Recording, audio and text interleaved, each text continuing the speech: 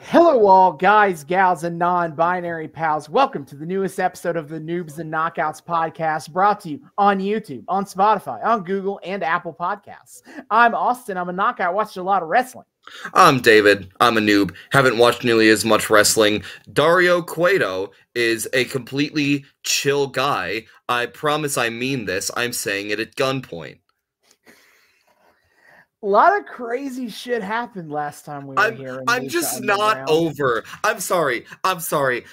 Like a month later, I am still not over Dario Cueto, like, trying to mafioso strongman Rey Mysterio. And Rey Mysterio then going along with it, seemingly just so he can, like, beat dudes up in an illegal fight. Rey Mysterio was hard up for money in 2015. This is true. Vince McMahon diagnosed him with both short and old. So it's tough out here for a short king sometimes. I respect it, but God damn it, Dario. Yeah, last time we were here, we watched episodes 11 and 12 of Season 2 of Lucha Underground to, as quickly as we can, cover what happened last time. Vampiro was confronted in the bathroom by Dario Cueto. Dario was like, I mean, Penta got what he deserved. Wouldn't you agree? And he's like, don't come for me or my brother will kill you. And Vampiro did reluctantly take his antipsychotics. I still can't believe we actually witnessed that. Seemingly deciding that he will not pick this fight right now. Yeah, that's such character growth from Vampiro. I'm sure this is a linear upward trend that will see no interruptions going forward. Yeah. We head back to the police station where we learn how stupidly incompetent this police force is. Like, I kind of always assumed that Joey Ryan is their number 2 cop. But, you know, holy shit. They seemingly have no real case building against Dario Cueto, and they had 2 months where he wasn't even in the temple because he was on the run from the law. And let us make very clear, nothing that any of these motherfuckers did brought Dario back to the temple. He did that of his own fucking accord. In those 2 months, they could have been doing, I don't know, literally anything else. Then anything at all. But, you know, working on their evidence, building some sort of case. I don't know what the fuck you do for detective work, but I feel like 2 months is enough to do something related to it, or hell, go solve a different, like, what dumb. You'd think they would have something to work off, and they really don't. They have nothing, which is really incredible when there have been multiple murders in this temple. Like, it's really incredible they have nothing. I feel like the entire Cueto family history is mired in secrecy, illicit activity, death of a dubious variety.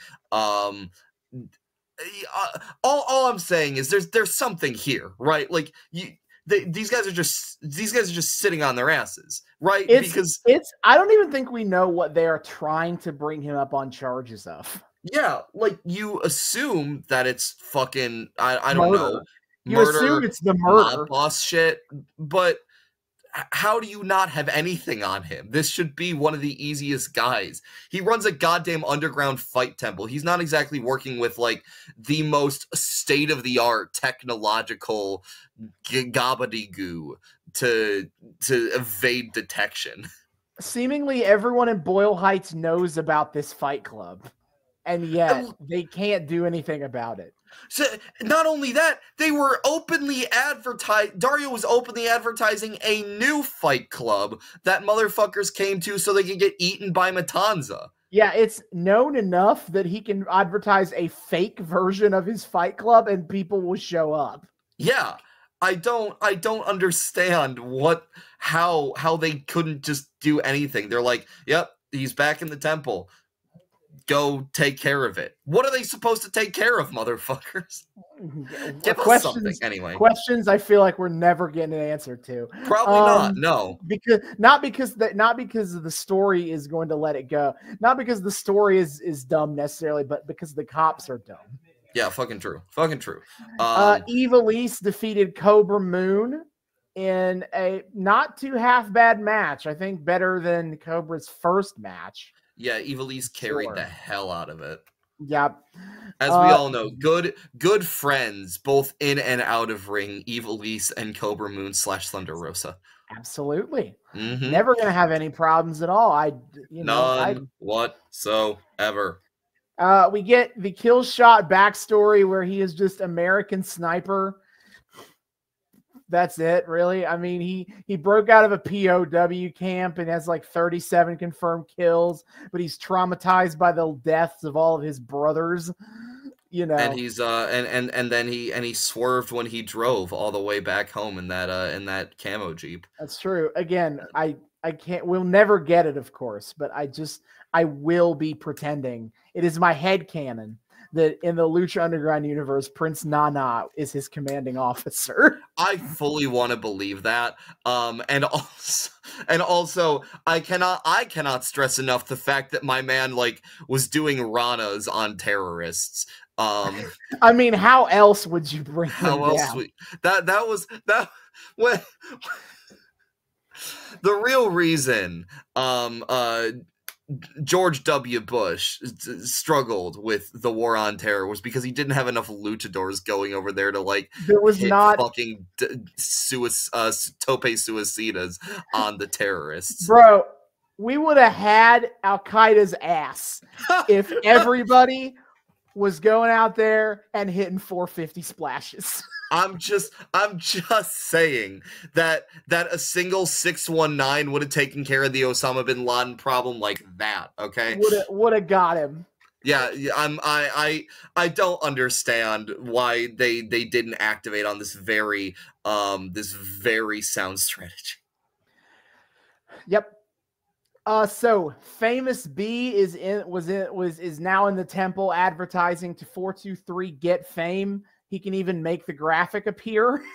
just magically. I'm convinced it appears in real life. I want to believe it appears in real life. Famous Beast is casually a sorcerer, you know. Yeah. So, but he is advertising to Masquerita Sagrada, so maybe he has found his first client here in the temple.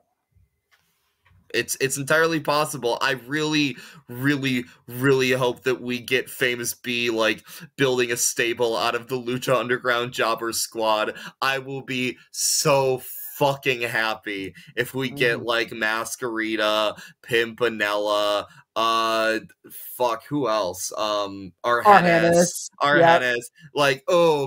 Inject it into my veins. Who better to make famous than jobbers? Yeah, no, those people need fame. They do need fame, and he, as we've seen, he can turn an ugly bum into a movie star that somehow everybody knows. Beautiful Brenda, that's right. Beautiful Brenda. Yes, I hope everyone. I hope all these people get beautiful Brenda-ified, except for Pimpinella. She's perfect as she is. No notes. Of course. Also, the Mac has been paired with Marty and Mariposa in the trios tournament, and he wanted Sexy Star's moral support, and she was rightfully like, no, I'm not gonna do that. Exposure therapy is not the way, dipshit. Yeah, so we had a first round trios tournament match: Cortez Castro, Mr. Cisco, and Joey Ryan versus the Moths and the Mac, and it was truly, as I put it last time, the most can they coexist match to ever coexist. Dario's on some shit. But the Moths break down first, and the cops win on this one. The cops plus actual pseudo mercenary for hire who doesn't know the other two guys are cops. Yeah, but then Sexy Star is able to, they're trying to beat down on the Mac. Sexy Star does finally stand up to her tormentors in defense of her bestie. So that's nice. That tag match is coming, baby. It's coming. Rey Mysterio met Dragon Aztec on a roof dressed like Batman. And he's like, vengeance will only poison your mind. You have and fucking Dragon Aztec is doing Riddler shit. It's perfect. Yeah, and then Prince Puma showed up, started talking. Oh, classic blunder right there. Eesh. You were better with the mat when you weren't talking. This is true of Ricochet's entire career. Wait, no. Listen, I enjoy Ricochet. He is truly one of the flippy boys of all time. But he has not been a great promo guy. He lacks a certain je ne sais quoi on the mic. Yeah.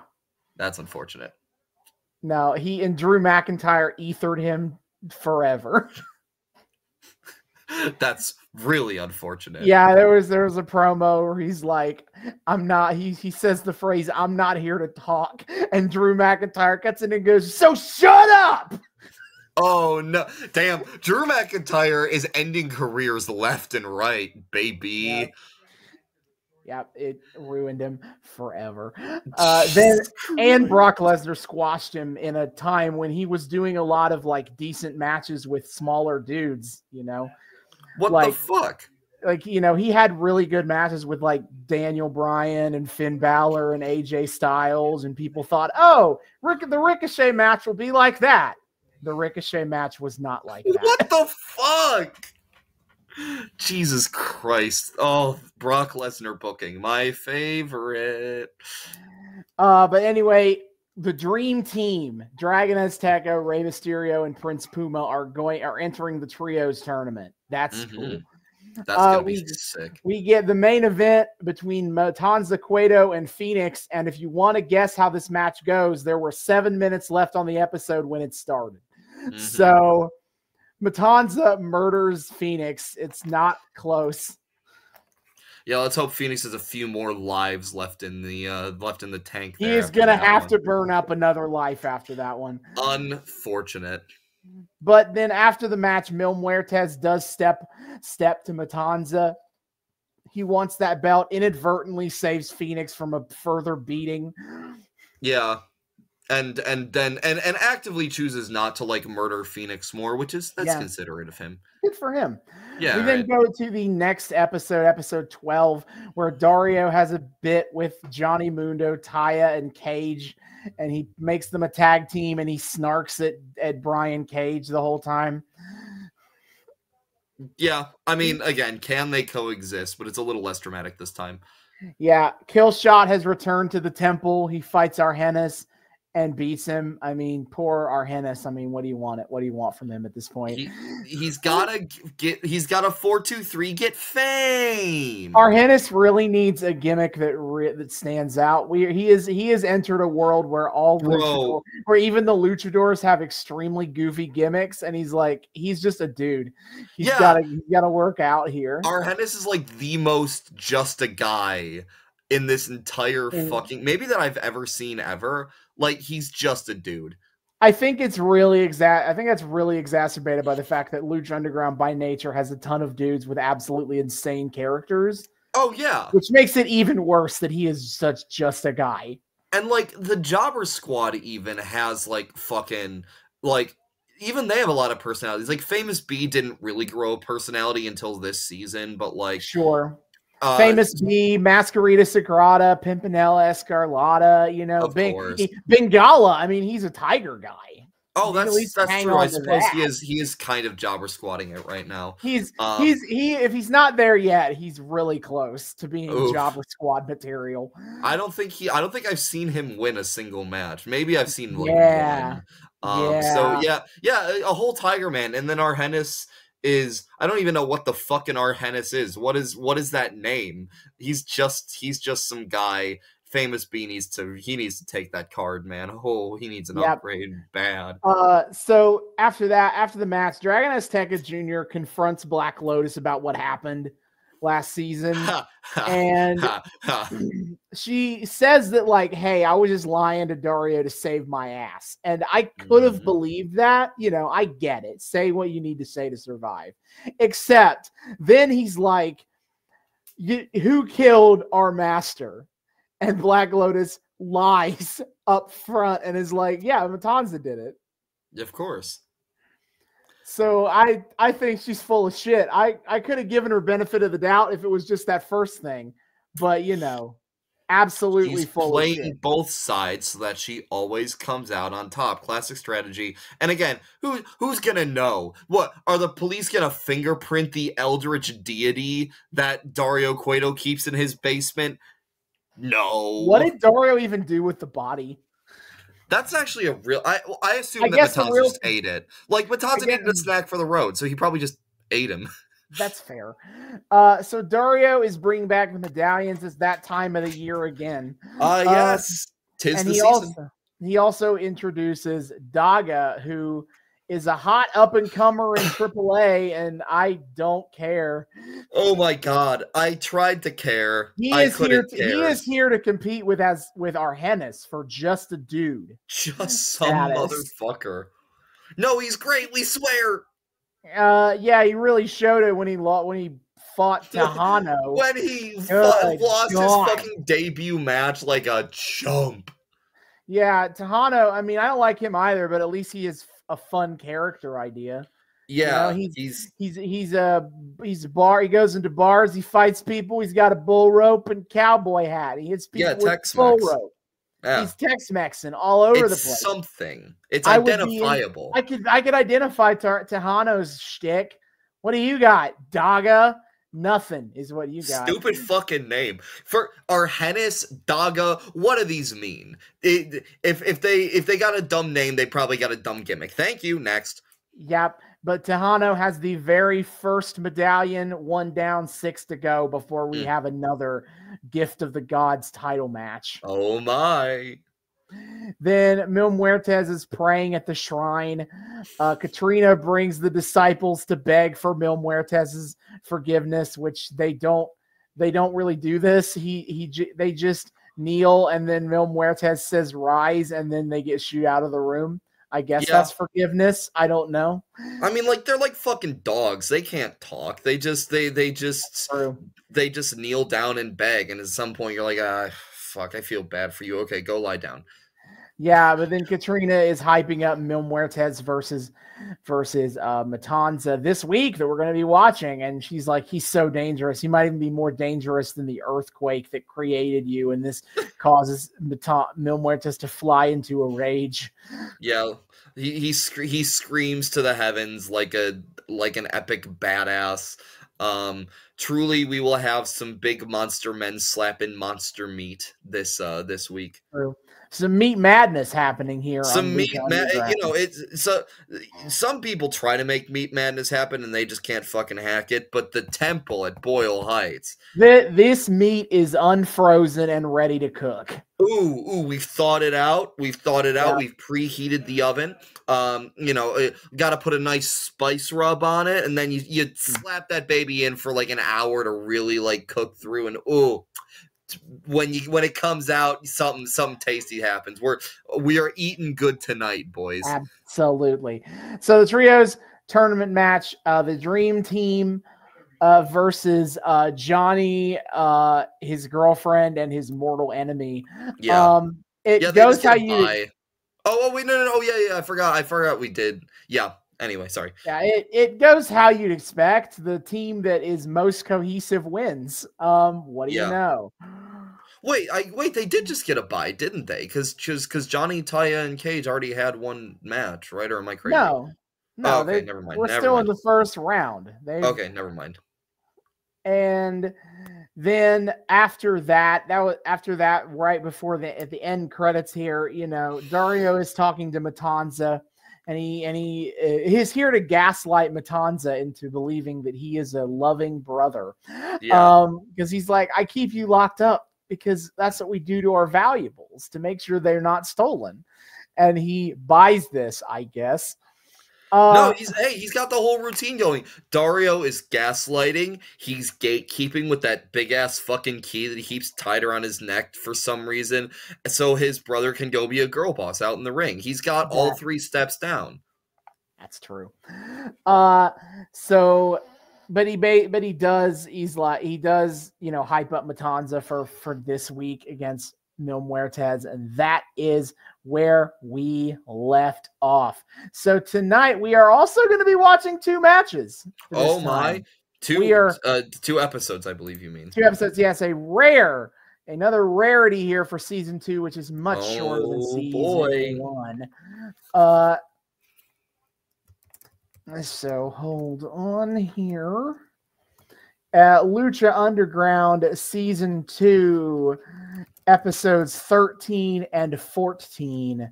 We are looking at Monster Meets Monster and Cage in a Cage. Oh boy. I'm sensing a theme of lazy fucking titles that repeat words. Hey, listen, as someone who does the titles for this show, we can't all have winners, all right? That's fair. It's just funny that it's 2 in a row. Monster Meets Monster, Cage in a Cage. Oh boy. Yep. So as always, I will read the descriptors of the first episode we're going to watch. Yes. Mil Muertes, it's not really much of any of note here. Mil Muertes faces the monster Matanza Cueto in a title match, and an old rivalry is renewed over an Aztec medallion. Ooh. So, yes. We're running back shit from season 1, baby. We only got so many people on this fucking roster. It's true. So, this is for the second Aztec medallion, and surely we're going to get some more resolution on the Lucha Underground Trios tournament. Oh, yeah, bro. Dario Cueto is like over here trying to recapture lightning in a bottle by putting together dysfunctional teams and hoping to profit off of it. And he's quickly learning that no, that doesn't work like that. Yeah, but who will face the menage a trois of brutality? Oh, I think we will soon find out. I'm excited. So if you would like to watch along with us, you can do so in a couple of different places. You can do so the easy, legal, breezy way. Amazon Prime Video and iTunes. It's available for purchase, the entire series. You want to get in there. It's very sweet. It's very high quality. Sadly, these things have not ever been released on legal DVD, or I'd probably hype that as well. Yeah, what the shit? That's kind of shitty. Listen, I can't emphasize enough how bad Lucha Underground was at monetizing their own show. Bro, the merch considering basically non-existent. Admission. Ticket sales, no way. Merch, 0. Basically non-existent. Besides the logo shirt. DVDs, fuck you. You want to watch our show? They went way too hard on the idea of this is a TV show. We shouldn't, it's not like a wrestling show, right? But nah, you were leaving money on the table, especially when you're on the fucking El Rey network. You can't be leaving money on the table that was absolutely there in 2015. Bro, what? You really have to recognize what you're working with, and when what you're working with is the El Rey network and Robert Rodriguez. No shade, but these are famously not high value operations. You gotta put in a bit of the extra effort there, and wonder why this show died off after only 4 seasons. Guess we'll never know. Yeah, I can't. I'm not gonna have fun talking about the contract bullshit when we get to the end of season 3, and why so much of the roster is just never coming back for season 4. Yeah, fuck. Yeah, season 4 sounds like it's rough, and thank God we have I don't know. It was 2.5 more years until we get there. Yeah, it was 3.5. I don't fucking know. Whatever. If we follow the right pace of this, we're about 3 years of episode. We're about 3 years out. Okay, so I have 3 years left to hunker down. Yeah. So those are the means of legally watching Lucha Underground. It's also relatively easy to find it online. If you're not so inclined. Yeah. But yeah, we will be back to discuss more of Lucha Underground Season 2 in the back half. Unfortunate.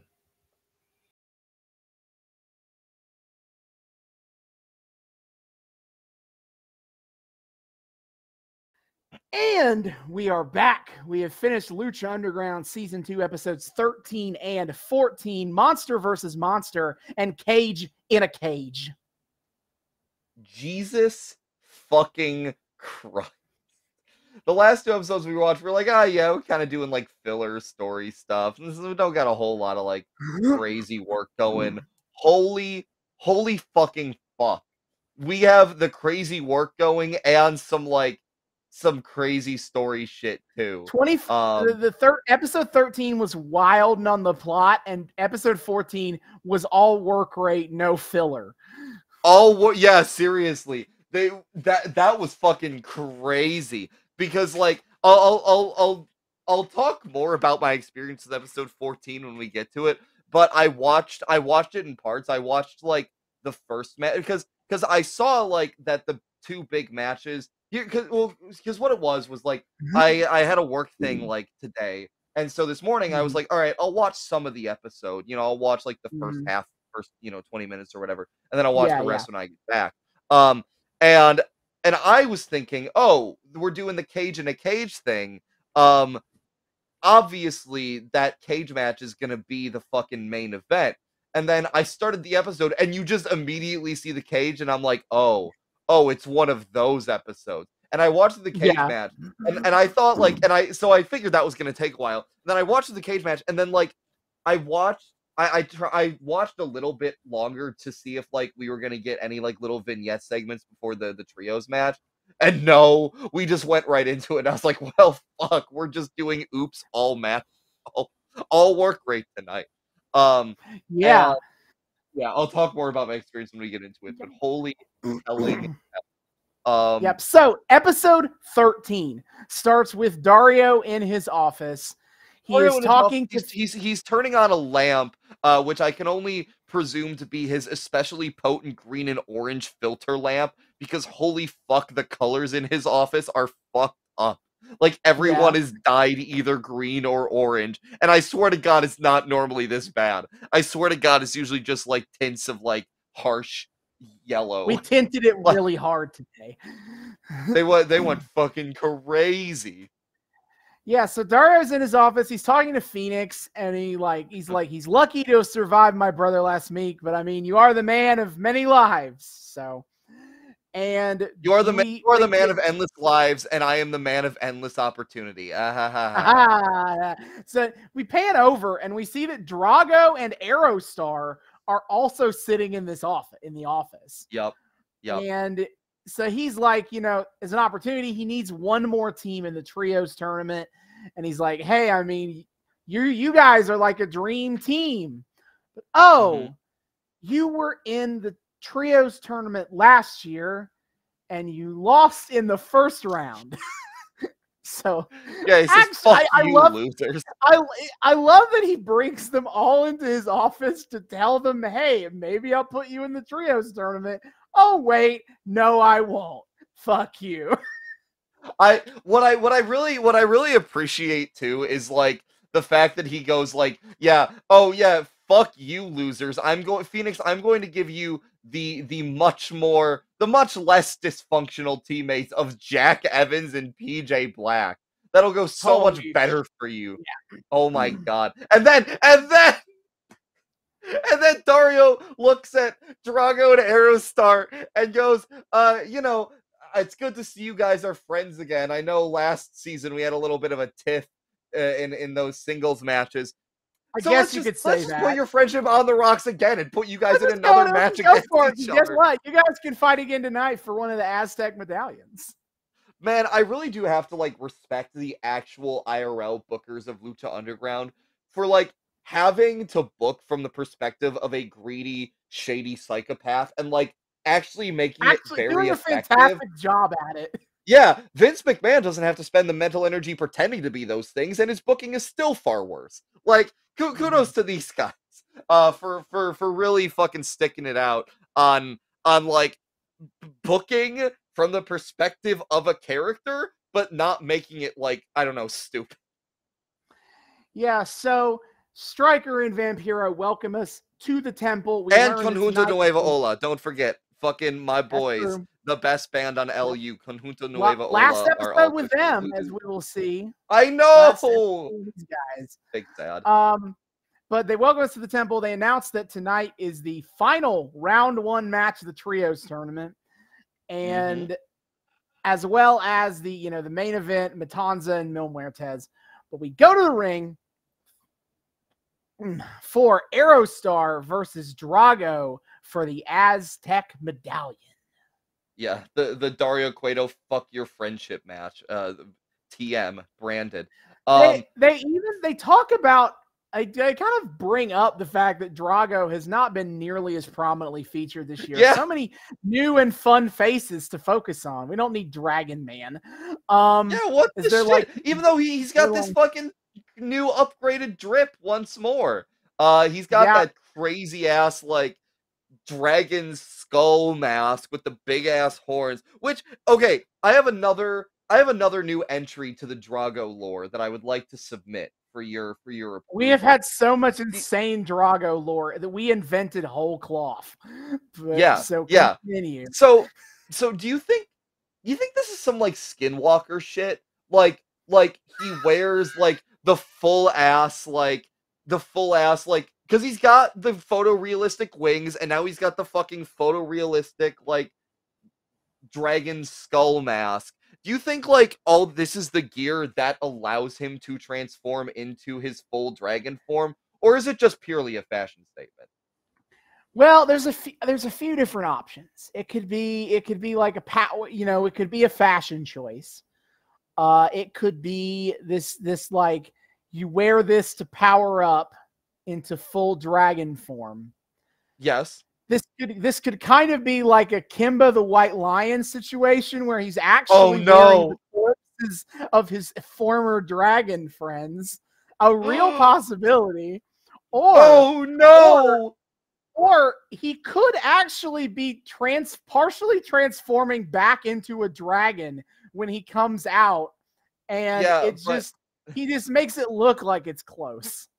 But Tengo Pregunta, if that's the case, why the fuck do we see the head on the ring apron when he goes into the ring? All right, so we're gonna get rid of that idea. We're gonna nix that one. We're gonna come back Kimba to one is maybe the funniest. Kimba one. Kimba power up. Do you think that's his wife? Aesthetics. Do you think? My God! Do you think like that's his dead dragon wife, and he wears her like wings and head? If we're gonna claim it's like Kimba, that means it's his dad. Well, sure. And that would also be very funny. But either way, this idea that he's like, I don't know, fucking preserved the remains of one of his. We've already suggested that the dragons only died out during the Reagan administration. So like, it's not as if he's had to. Not as if he's had to maintain the dragons for very long. If we keep, 30 years, like that's a decent amount of time. And true, I don't know personally. I don't know the rate how long can you preserve dragon skin for? We don't know the rate that. of decomposition of a dragon core. I like to think that a dragon could hold for 30 years. It's a pretty magically powerful animal in most depictions of a dragon. Okay. So all right, so it's Kimba shit. All right, that's the final. We're gonna say it's Kimba shit. He's wearing. He is. I was trying to prove that I was like culturally intelligent by referencing skinwalkers, but the Kimba thing is so much better. I mean, that's great, but we have to consider the stupidest, dumb possible options, like Reaganomics killing dragons. We had to commit to the dumb ideas. Reaganomics and Kimba shit, the backbones of dragon lore in Lucha Underground. Let's fucking go, baby. And also, we also confirmed he's very offended by dragon representation in Hollywood. Oh yeah, Oscar's so human and all that. We talked about Oscar's that so before. human. Oscar's so We talked about this as well. yes. So, Fucking dragon and donkey is his hey, bluffing. I don't know when we've last seen Aerostar, but good that he made it back from the ancient past, I guess. Yeah. Because he last popped up in the bathroom, I think. Maybe he fought. That's right. No, So he fought in Aztec Warfare, and then he did pop up in the bath. He did pop up in the bathroom. But that was pre-Aztec Warfare, I'm pretty sure. But I think the last time we saw him may have been Aztec Warfare, maybe. Probably. But yeah, so Aerostar, as a reminder, is a time traveler from ancient Azteca. Comes from 5,000 years in the past or whatever it was. But he still has like jetpack technology. Yeah, I wonder how that affects the timeline. Like, do they just accept that as like weird space magic? They think that's probably fine? Yeah, probably. I guess so. But yeah, this match is really fast paced and exciting, kind of exciting lucha stuff. Yeah, early on, I will say, Aerostar tries to like do a move from the top rope to the outside, and he botches it real hard. I've never seen Aerostar botch before. I was like, "What?" Yeah, that was I didn't know crazy. You could do that. Yeah, that's legal. I will say, kudos. I gotta give flowers to their dude. Kudos to Stryker. He covers it well on commentary. He says something about like, this is high risk shit. The sweaty ropes. He talked about the ropes. The sweaty ropes. Yeah, he blames the sweaty ropes. And Drago, being the competent worker that he is, punishes the botch well. So that, and it doesn't feel like they try like a redo at it. So that's good. Yeah. They play a little bit with the idea that like he has suffered a potential back injury from the hit, and so that becomes a minor story. But then he's also doing like step up tope con hero. Oh yeah, so, he's fine. Aerostar quickly recovers his shit. Crazy like flip off of the top rope to the outside onto Drago. Now, that was nuts. He had a wild ass move where he like walked the entire middle rope. Like he put himself on the middle rope. I'm gonna get there. Great other spots. Drago like yeets Aerostar over the top rope, just fucking chucks him over the top rope, and then flips over the top rope onto Aerostar below. That was sick. This crazy like rope rebound DDT from Drago, that was nuts. And then Aerostar walks the middle rope toward Drago's sitting on top of one of the ring posts. Aerostar's on like the ring post, the other end. He fucking walks the middle rope to not the top rope, the middle rope, which somehow looks crazier than walking the top rope. Yeah, it's like I respect how difficult it is to walk the top rope as well, but but also like if you fuck that up, I think it would be relatively easy, I guess it depends on how you fuck it up, to like orient your body to like just land on your back. It probably hurt like a bitch. But like if Aerostar fucks up the middle rope walk, his balls are going directly onto the top rope. Those balls are not surviving that. But he walks the middle rope toward Drago on the other ring post. Drago pushes him off. Aerostar lands on his fucking feet, and then Drago fucking drop kicks him. Aerostar is out here showing us all that like the botch earlier was a goddamn fluke. He is in a race to the top with Rey Fenix for the Rope Whisperer in Lucha Underground. Shit is crazy. But it all ends when Aerostar hits a springboard splash for the win. Wait, he fucking salutes as he does the splash. I don't know why he salutes. Rey Mysterio style with like where he's like, he makes himself a board, like his arms aren't going out, except one of his hands comes up to salute. It's so funny. It's because he went back in time and knows that Drago is actually a captain in the Draconian army. before they were all slaughtered by Ronald Reagan. This is how he preserves his friendship. Is saluting his friend's military rank before he gets the pin. We need to start calling him Captain Drago. His Captain, name. my captain. Yeah. So after the match, I mean, Aerostar has now won the second medallion after Tejano, and then next, Johnny Mundo is training with the stick dummy in the high-rise apartment area. Oh my god! Oh, I mean, it does look like a high-rise apartment.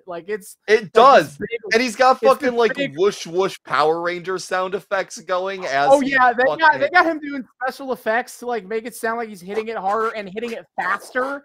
They also do effects on his hands to make it seem like he's hitting him at a faster pace. This is like some fucking Mac in Always Sunny in Philadelphia shit, during Nightman Cometh, where he's doing karate across the stage and going.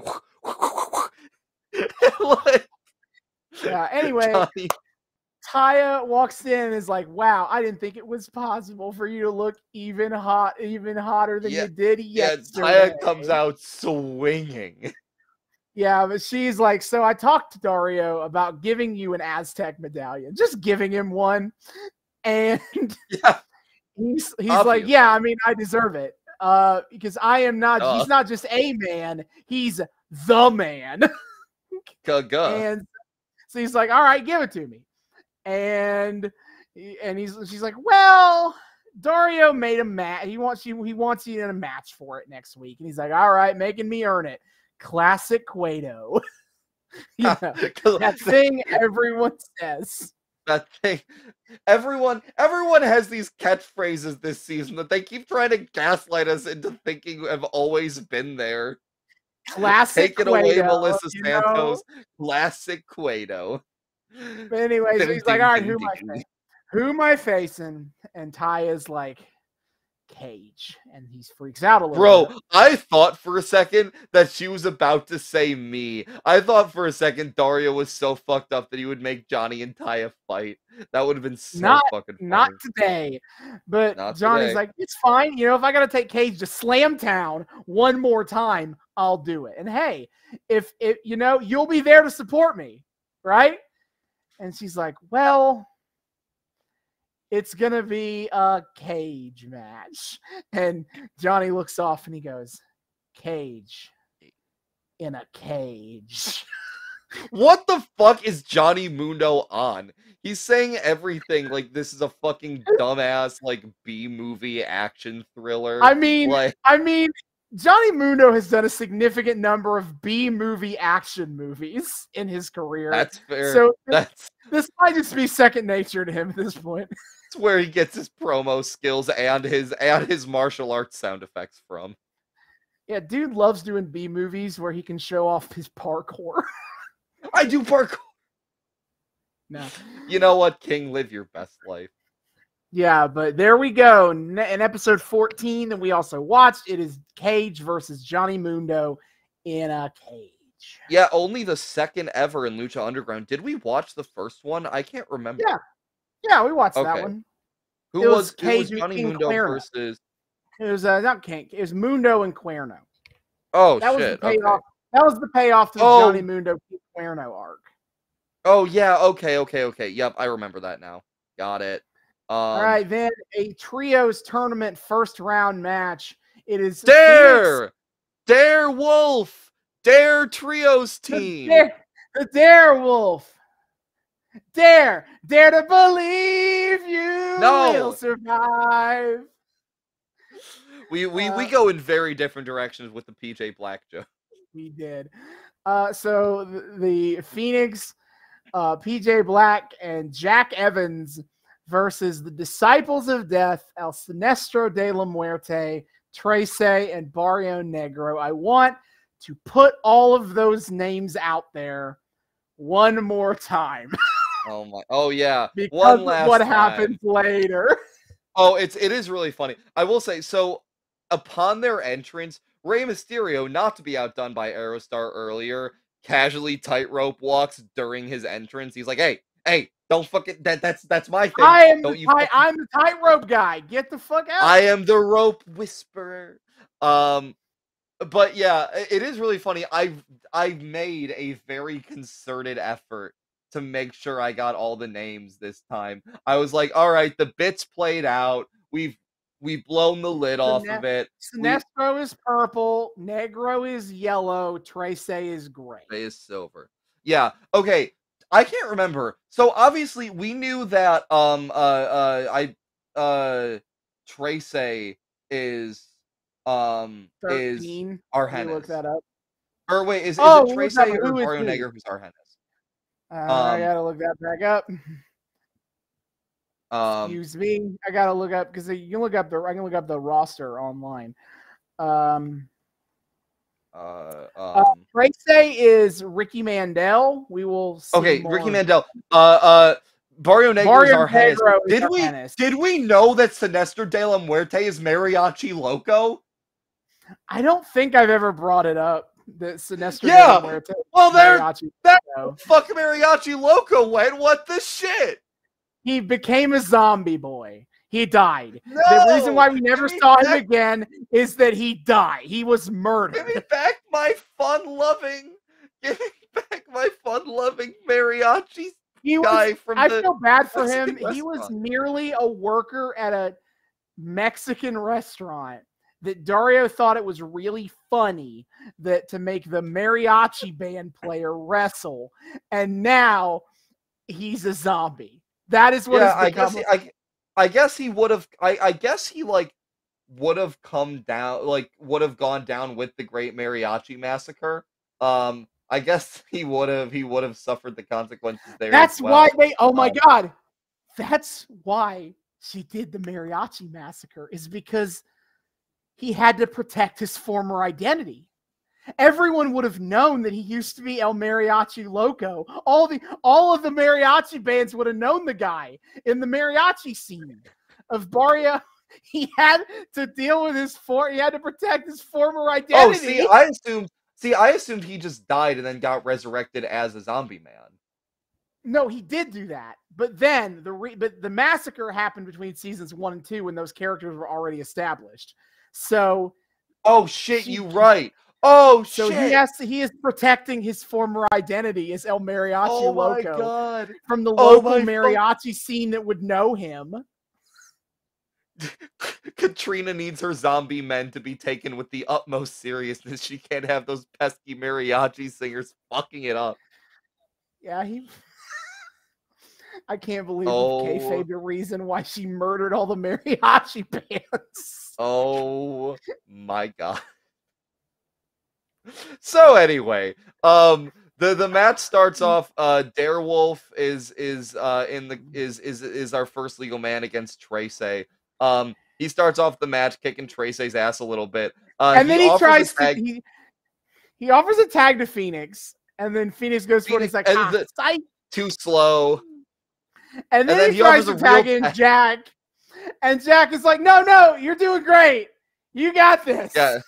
Jack Evans says no heart emoji. And then later he tries to tag in Jack again. And Jack starts doing jumping jacks. And he's on the apron. Oh. He's like, hey, I can't get injured. I got to protect myself. Can't get injured. Oh, dude, this match is fucking crazy. Okay, so Darewolf hits a cover on Trace. Barrio Negro runs into the ring to break up the pin. Phoenix runs into the ring, springboards off of PJ Black's back, and then hits Barrio with a crazy Rana. Now, here's the fucked up thing. Phoenix springboards off of PJ. PJ Black is covering Trace. This does not break up the pin whatsoever, but Rick Knox stops fucking counting. The match should have ended right there, but Rick Knox is a dipshit. If you ever touch the guy getting pinned, that's the breakup. That's not. Even if you're on his team? Yeah, you can't enter. That's an interference with the pin. Fuck off. Rick Knox, incredibly, followed the rules on that one. Fuck all the way off. Oh my God. Okay, but either way, that was a crazy ass spot though. Phoenix springboarding off of PJ's Black to Rana Barrio Negro. That was fucking nuts. Jack Evans, we're starting to get some messiness in the ring. Jack Evans leaps up to the top rope, facing Sinestro, and then just kind of drops back down. Sinestro's like, what the fuck? And Darewolf jumps him. Now, also, crazy. top tier, also another great Jack Evans moment. So when he gets in the ring for the first time, Darewolf is setting him up to hit, I think, Trace.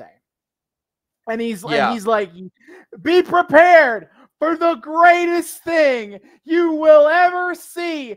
And Barrio Negro comes up from behind him from ringside and grabs Jack Evans and yanks him balls first into the ring post. As Stryker said, he got Jack right in the Evans. Thank you, Stryker. Hey, he's stealing my joke format. Yeah. I'm the one who makes that joke, sir. Bro, it's so funny. This episode, I didn't get much in the way of commentary notes. I'm like, damn, maybe like I'm starting to get desensitized to like Stryker and Vampiro, or maybe they're calming down. Yeah, maybe they're calming down. Wait till we get to episode 14. Got it. Just you wait. Yeah, I do have to shout out the whole Jack Evans, like, I gotta do jumping jacks, I gotta warm up, I don't want an injury. He literally yells out, I gotta warm up, I don't want to get injured. Which, A, me before I do the lightest bit of working out ever. B, imagine not warming up backstage before you do your actors prayer, SMH my head, fake theater kid. Jack Evans is settling in really well as being the funniest guy on Lucha Underground for just being a massively annoying dipshit.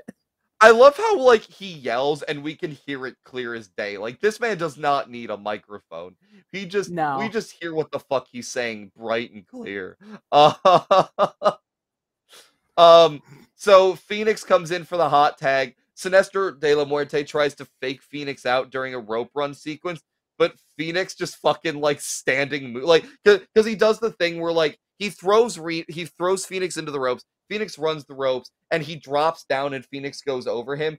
But he expects Phoenix to run over him, but he drops down. Phoenix stops right in front of him, looks at him, and just fucking standing moonsaults him. And then Matt Stryker goes on to say, many do say that Sinestro de la Muerte is the lifeblood of the disciples of death. Who's foreshadowing? Who the fuck says that?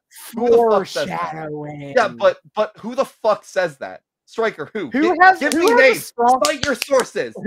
I want to know who has a strong enough opinion about the disciples of death to also who gives a shit? To the team. Who cares? Stryker, is your source that you made it the fuck up, Stryker? But yeah. Sinestro de la Muerte catches Phoenix in like a back thrust kick, and Phoenix fucking flips to sell it. Phoenix is trying his heart out here. He is stuck with a team that doesn't want to work with him at all. I know. Barrio Negro gets in the ring. He tries to like rip Phoenix's mask and does not make a single goddamn dent. Phoenix gets caught in the Disciple of Death's corner and then manages to fight off all three of their scrub asses at the same time and escape the corner. It's actually might be even worse because I'm pretty sure that like Jack Evans did the exact same thing right before he did that. And Jack Evans is a fucking clown. But he does that.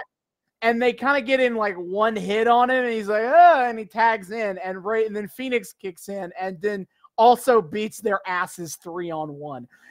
Oh my god. This is the darkest day in the history of the Disciples of Death. Oh my god. Well, I do the thing with Jack Evans was he gets tagged in, does like crazy flippy shit against the DOD that like kind of connects. He's not his best work, and then he like brags to his teammates before getting fucking super kicked. And then Phoenix comes in, sits Barrio Negro up on the top turnbuckle and just fucking uppercuts him. Which I don't think I've ever seen Phoenix do like a punch before. That was funny. Phoenix, they win the match, by the way. The unlikely team wins. Wait, no. I gotta point out one more thing. I'm so sorry. So we get a spot where Phoenix and PJ Black are like standing in the ring arguing over who's like gonna be tagged in or something. Sinestro de la Muerte runs at them. They flip Sinestro over the top rope, and then they just go right back to arguing. As I said, PJ Black, this is PJ a Black bad day dies at for the him. DOD. Yeah, PJ Black dies at him. Phoenix Tags allegedly in makes off a of tag. that. Yeah. In midair, which is cool, but also Phoenix did not connect. That Absolutely very not. allegedly tagged in. But he hits a rope straddle for springboard 450 for the win. The Disciples of Death managed to lose to this team with that has absolutely zero cohesion. LOL, jobber ass DOD. You love to see it. Like this is a bad way for the DOD to Dark end. day. It is a dark day, brother. But whatever. Phoenix, PJ Black, and Jack Evans have advanced to the next round of the trios tournament. Then we go to Dario's office where the menage a trois of brutality are here, and Dario is hyping them up of how they managed to overcome their differences. I mean, when they got together, everyone just thought Angelico was a pervy pretty boy. And, he was a pervy pretty boy who could do flippy shit. Come on, let's get the record right here. I do love that because Angelico later is like, wait, pretty boy? Like, that was the part that you were concerned about? And then not perverted. And then he brings up how Evilise broke up with Son of Havoc. So he goes, whoa. I broke up with me. Or I broke up with her. And Evilise is like, in your dreams, bitch. No, you didn't, idiot. But Dario is announced that, and they're excited. They're all excited to know who will be their new number, who they'll be facing for the winner. They'll be facing the winners of the trios tournament. Dario's like, oh, I'm afraid I haven't made myself clear. You three are in the trios tournament. And they're like, what the fuck? Yeah. It's crazy. Dario screwing everyone today. Oh my God. Like, hey, as the champions, I will give you be competing in a 4-team match for the trios titles. Yeah, when I was fumbling my way through thinking that somebody in the trios tournament had a bye in the front half, I was technically right. I didn't know it, but I was technically right. Dario's so generous. He's giving them hell of a tournament. Hell of a tournament that has 2 rounds. Oh yeah, baby. I love when my tournaments are 2 layers deep and that's it. Don't give me any of that fucking complexity. Fuck you. So woohoo. Next week it's gonna be the Dream Team. As El Dragon Azteca Jr., Rey Mysterio, and Prince Puma versus Phoenix, PJ Black, and Jack Evans versus the Crew and Joey Ryan versus the Menage a Trois of Brutality for the trios. It is worth noting that Dario tries to give Menage a Trois Brutality an official name by calling them Team Havoc, and immediately and like, whoa, Team Havoc, Team Evilise. And then Dario's like, get the fuck out of my office. Just get out of my fucking office. I'm getting a headache. Yeah. He's giving them a headache. Motherfucker, you brought them in here and directly antagonized them. What did you expect? Yep. Oh my God. We get to the locker room. The Disciples of Death are in there. Katrina teleports the Disciples aren't going to be dead in a minute. And she's like, you had one last chance to prove yourself, and you failed. And it's even worse because Phoenix is who they lost to. Yeah, she's particularly sore that her ex got the pin again. So she wants to know if they have one good reason to not destroy them all right now. And Sinestro de la Muerte is like, all right, I got a reason for you right here. He turns around and rips Tracy's heart out of his chest and it is still beating. It's black. It's inky. It's disgusting. Oh, I didn't realize it was his heart. I just thought he fucking like Shang No, Tsung's he ripped soul his heart. He skull. ripped his heart out. His black gooey heart. It's it's all over his hands. And Katrina looks at that and she's like, "Is that it?" And he's like, "Make a good point." And then he turns around to Barrio Negro and rips his heart out with his other hand, and he just has two beating black hearts in his hand. And Katrina smiles and leaves as Sinestro de la Muerte like powers up Super Saiyan style. He evolves into Sinestro de la Muerte with black shit on his hands. Ah, what a transformation! He has absorbed the powers of Trace and Barrio Negro, who are now piles of dust on the ground. Not even dust, that's fucking goo, man. They got reduced to goo. So yeah, the Disciples of Death are dead. Rip Trace and rip Barrio Negro. Yeah, all of a sudden I'm wondering if I wonder if our Hennis is gonna start showing back up again. Yeah, it did crack me up that like fucking Katrina's like, give me one good reason not to destroy all of you. Like, bruh, they can't talk. Props to Sinestro for a creative workaround there. You know, he really earned his spot. I got it. I'll make myself more powerful, and she'll only be happy if two of us are dead. Yeah. And I guess she's fine with that. Like, all right, we can work with that. Yeah, she's like, yeah. I mean, you did prove to me. Apparently, you can Shang Tsung people. So, like, sure, that works. Stealing Why doesn't he do that more their often? precious fluids. Why doesn't he do that more often? Why does he not rip hearts out of people all the time? Yeah, right. You really wonder, right? Again, like why? Same reason. One wonders why Kane doesn't just conjure hellfire to incinerate his opponents. You know, maybe they're sportsmen after all. It is the real problem of introducing supernatural characters to an ostensibly fair sports competition, is you do have to ask yourself why they care about mortal sporting rules. Like, don't go ripping the hearts out or bringing hellfire upon your opponents in match. Like, why are they here? I mean, it's not even a why are they here for me. It's like, why do they care?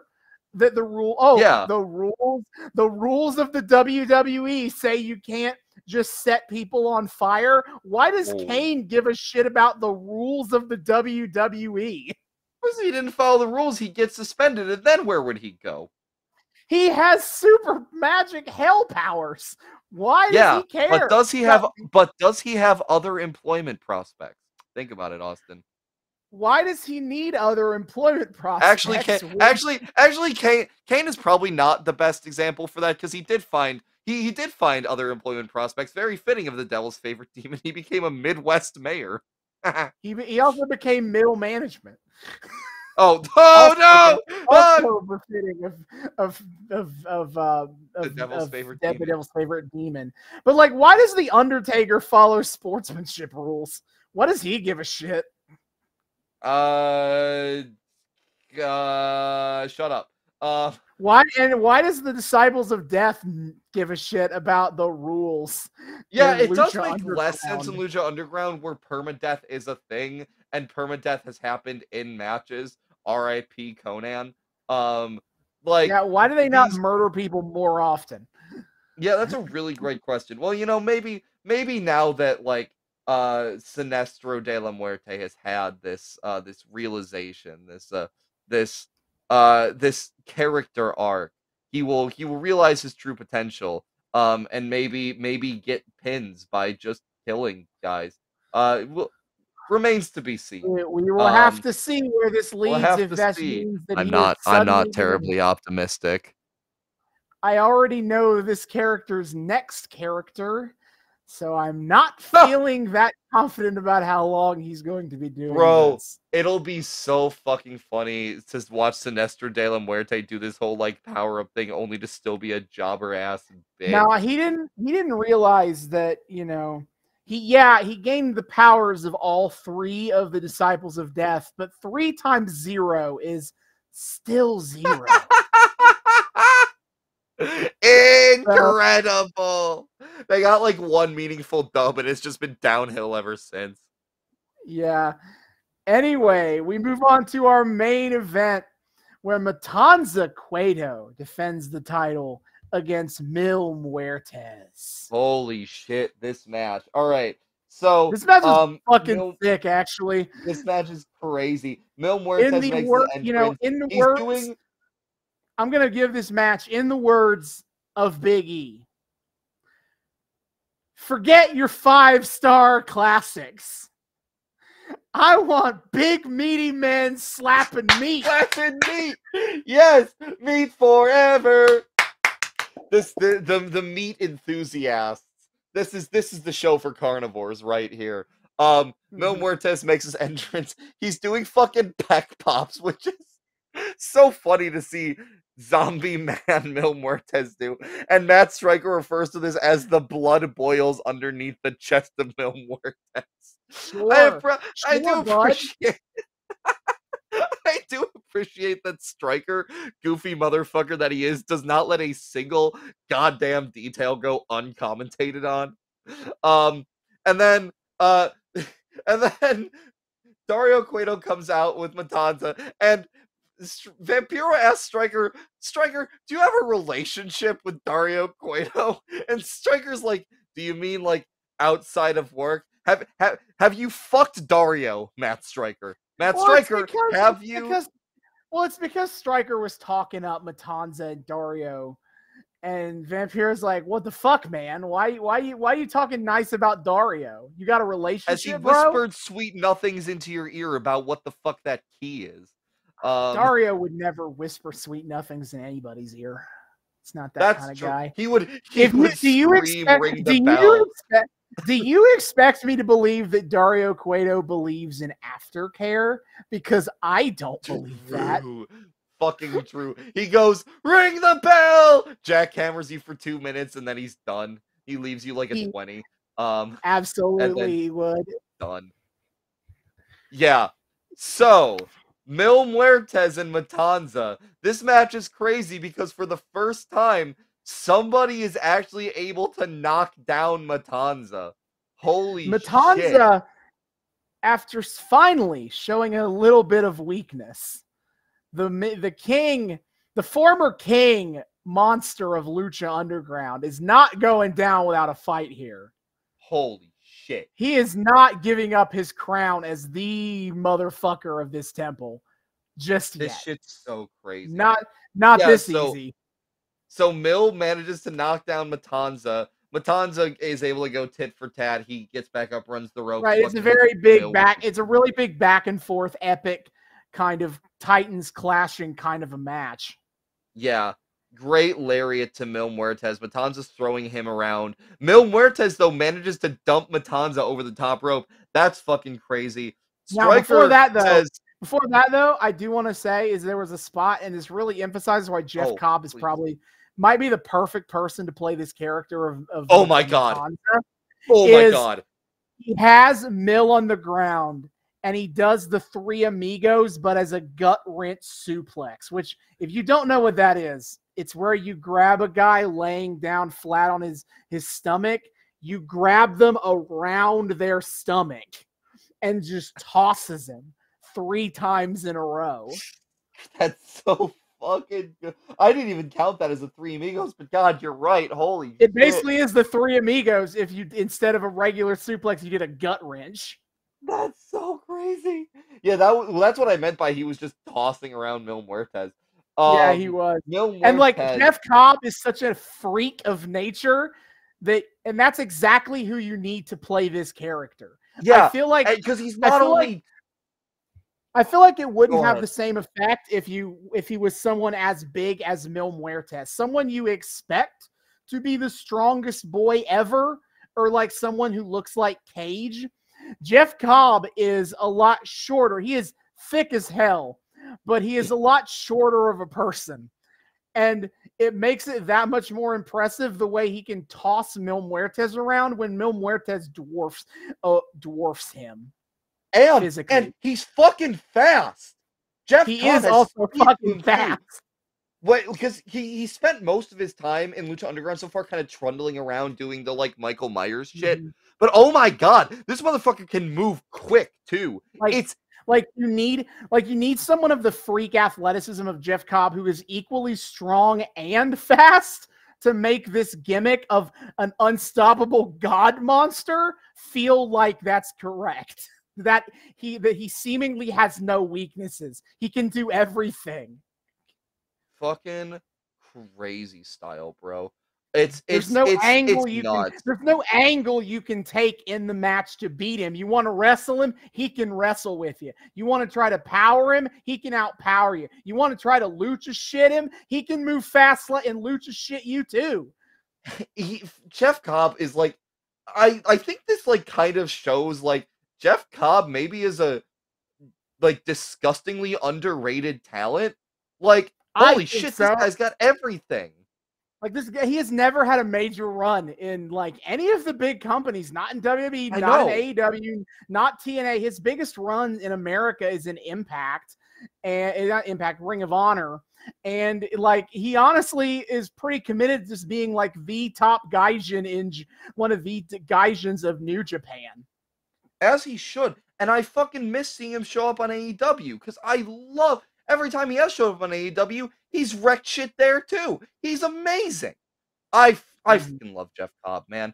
But yeah, Mil Muertes manages to dump Matanza over the top rope, which is also crazy. And Striker has a line of like Matanza may have broken his leg, which, speaking of all this like awesomeness from Jeff Cobb, can you fucking imagine if they needed to call an audible on fucking Matanza? Can you imagine? That would suck. My thought on that was Striker, I can see his leg. He definitely didn't break it.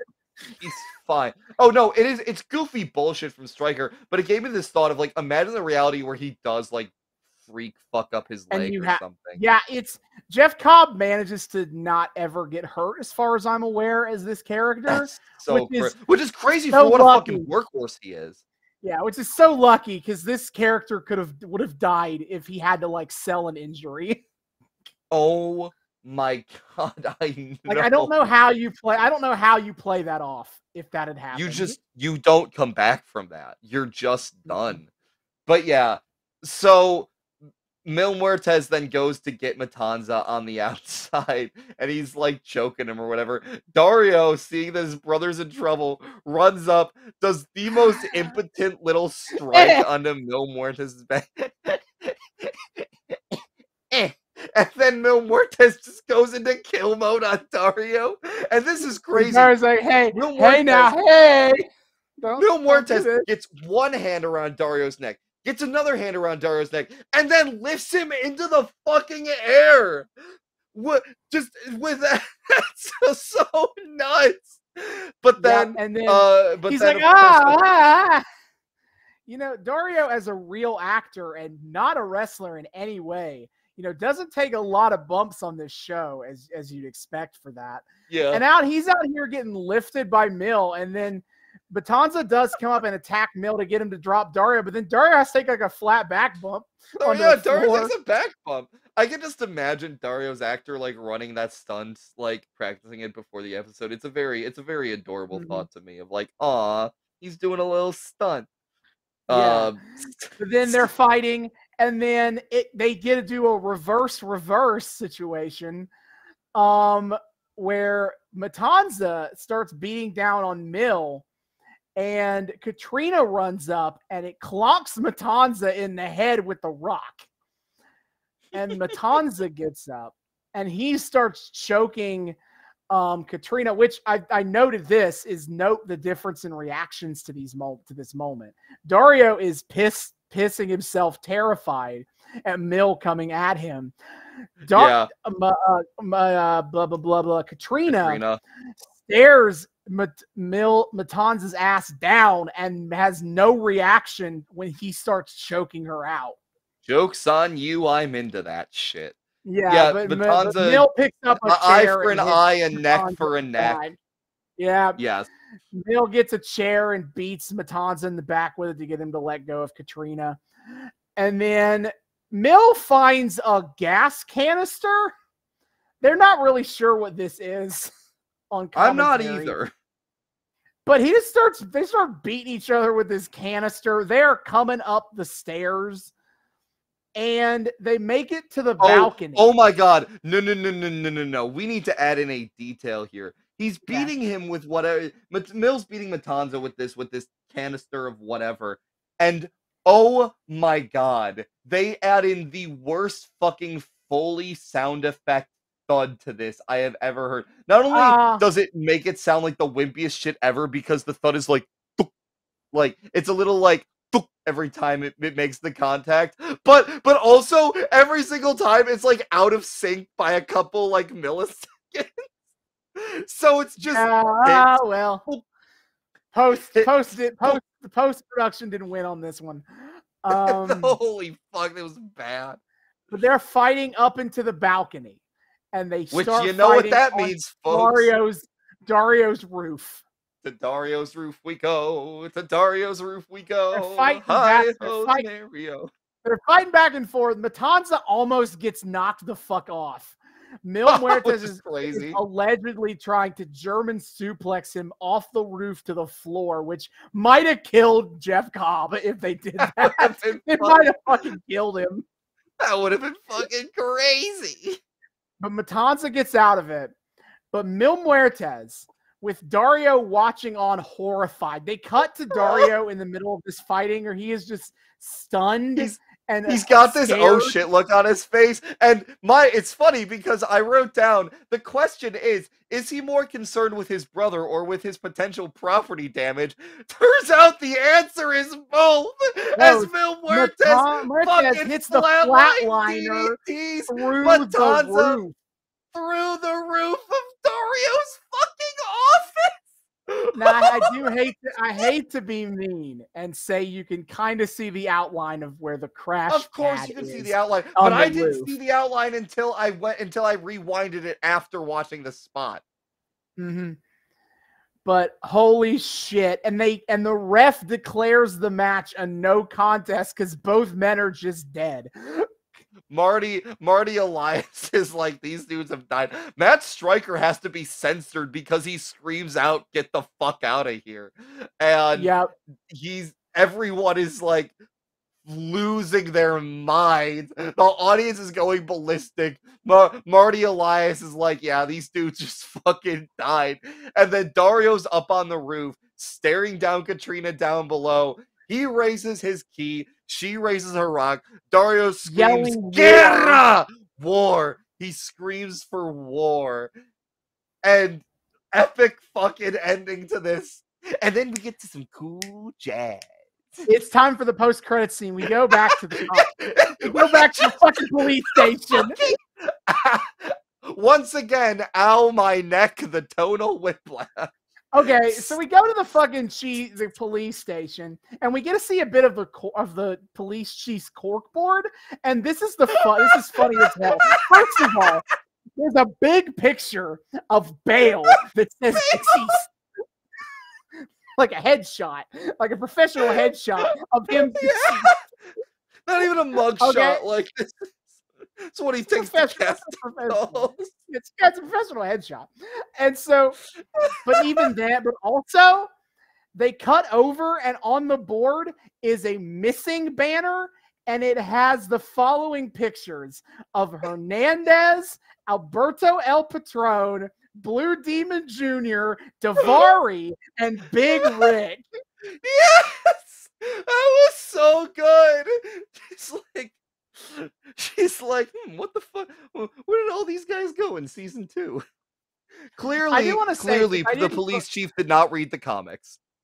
You see, I will say that I didn't say Hernandez died at the end of season 1 because he comes back later in the show. But I don't think I talked about this. Is that he was in a bit of contractual trouble right now because because when he first signed to Lucha Underground, he told them that his TNA contract was either up or like it would be fine to sign him to this contract for Lucha Underground. TNA wouldn't have a problem with this. There was no conflict. There was absolutely a fucking conflict, and he did not tell TNA about this. So, TNA and Lucha Underground are in a bit of a fight right now over Hernandez's contract status, and so he will not be on the show for a little while. Holy shit. I alluded to this while we were talking about season 1 of the show, and I think I forgot to mention it because, again, I saved the in memoriam segment for the people who are never coming back. But Hernandez is not on the show for this season because he lied his ass to Lucha Underground about his TNA contract status. Holy shit, that's so funny. That is actually really fucking funny. And I mean, like, of all the motherfuckers to lie to about contract shit, I think Conan is one of the funniest ones to do that to. Oh my god. But she's looking at the board. She gets a knock on her door, and she quickly hides the cork board. And we meet. Why? Well, it's because we're meeting Councilman Delgado. Delgado. Holy fuck! Get used to this guy. This guy is gonna be around for the rest of this storyline related to the cops. Oh my god. So he's like, hey, I see you're doing work in my jurisdiction. In my jurisdiction. He's sniffing around. She's like, well, you know, I didn't keep up with your career, so where's your jurisdiction these days? And he goes, Boyle Heights. And he says that his employer would prefer if she stops pursuing this Dario Cueto case. And she's like, what the fuck? I don't work for the mayor. I don't give a shit what he says. And he's like, no. I work for someone much more powerful than the mayor. Believe it or not, we will get the payoff to who the employer is, but not until the series finale. So you just keep that in mind. That we're getting that payoff. So just you keep that in mind. In like 5 years, we will find out who the employer is. Oh wait, the series finale. The series finale. What the shit? Listen, man, if they just had one more season, we could have wrapped everything up.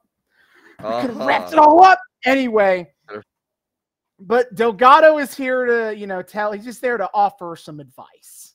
And so from an old friend, and she's pissed that seemingly like the political forces are stopping her clearly important and well-running investigation of Dario Cueto. Oh yeah, baby. Getting so much we've done. Established she is clearly wasting so many department resources on this because her men are just that incompetent. Boyle Heights PD at the top of their fucking game. BHPD not doing great. But yeah, today on the newest episode of Law and Order Underground, it seems like she is running into she is going to be running to run into some red tape in trying to investigate Dario Cueto. Yeah, all this supernatural shit going on, and also a gang war. Yeah, Boyle so Heights again, is really the Sunnydale of weird luchador shit. Yeah, so this is the start of Councilman Delgado and his employer being part of this part of the story. And he will be around. Crazy. We'll see him some more. Don't you worry about that. Oh, I was so worried. I'm so relieved. Thank you. Yeah. Then we move in to episode 14, A Cage in a Cage. Man, fucking take a drink every time in season 2 we start an episode recap with, "It feels good to be back in my temple." I swear to God, every episode since Dario has cut that promo, we've started the recaps with that fucking clip. To be fair, I feel like season 1 used a lot of that clip of "My name is Dario Cueto." That's fucking true. They just really like reminding us who the fuck Dario Cueto is. Yeah. Oh my god, look at that giant machine surrounding the ring. Oh, I forgot to say that I forgot the quip from Taya in the last episode when she's like, "You're gonna shut that machine down permanently." Like, all right, Taya, great. But yeah, we are no vignettes to open the show. We are just going straight in. It's match time. It's time for the Aztec medallion match in a steel cage. Oh, it is time, and it is time for me to eat my fucking words from the last episode about commentary, because holy fuck. The amount of times this episode, I really need to emphasize the experience I had watching episode 14 of Lucha Underground. Every 30 seconds, because A, we have 2 insane work rate matches as like the main things of this episode. And B, Striker and Vampiro were going fucking crazy. So every like 30 seconds, I had to like pause and or rewind just so I could catch at the same time whatever unhinged shit either one or both of them has said, and B, like the 5 spots that just happened in the span of 10 seconds. This is fucked. Okay, so we have a new band, Bang Data. They're no Conjunta Nueva Ola, but they'll do. Vampiro begins the episode by calling Matt Striker the sexiest man in pro wrestling. Just kiss already. Matt Striker says that the steel cage is designed to keep everyone else out and you locked in. And Vampiro, it's supposed to be the end of a feud. Yeah, and Vampiro responds with, "I didn't know all of that. I just used it to hurt people." What the fuck does that mean, Vampiro? Of course, that's the whole point of the cage. You did know all of that. That's why you're able to hurt people in the cage. Professor Vampiro then informs us that the Aztec medallion, he talks about the problematic history of ancient Azteca that has been whitewashed in Mexico these days. I don't know how I missed this part. But he informs us of the Aztec medallions being forged in human sacrifice almost 2,000 years ago. He's like, yeah, people don't want to talk about this in Mexico anymore, man. But those ancient Aztecas, they sure did love their human sacrifice. And that's why the British were right to colonize them all. Which I feel like I've recently learned that like the human sacrifice thing is also actually not that historically accurate. Like, overblown. Extremely overblown. Yeah. I think I remember hearing about that as well. Yeah. I haven't done a lot of research into it. I admit I don't think a lot about ancient Azteca. How dare you? So yeah, but I do think I've also heard that of like the like recent research, anthropological research suggests that like they probably didn't human sacrifice as much as the pop culture suggests they did. Yeah, it's not nearly as crazy. But yeah, so the match proper does begin. Cage begins just fucking walloping Johnny Mundo. Yeah, you might be shocked to learn that Cage dominates a ton of this match because Johnny Mundo is straight fucked and unable to use any of his normal tricks because he's just stuck in there. He's locked in there with Cage. Yeah, somehow forgetting that he's actually an extremely competent fighter. Well, that's what happens when you turn heel. That's what happens. You just get real, like you forget what the fuck you're doing. You get so hung up on cheating that you forget how to wrestle. Oh my god, it's some video game shit. You want to try the new strats and you just ignore all of your other skills to do that, to hyper focus on that thing. Mundo does like quickly escape. Listen, unfortunately, his momentum meter goes up higher if he does cheating moves. You know, if you go into in older wrestling games, they tried to police the momentum meter where, like, if you're a heel, certain actions get you more momentum, and if you're a babyface, different actions get you more momentum. So it's just like that. Now he's a heel. His momentum meter goes up higher if he kicks people in the dick or whatever. So that's how this works now. I love that.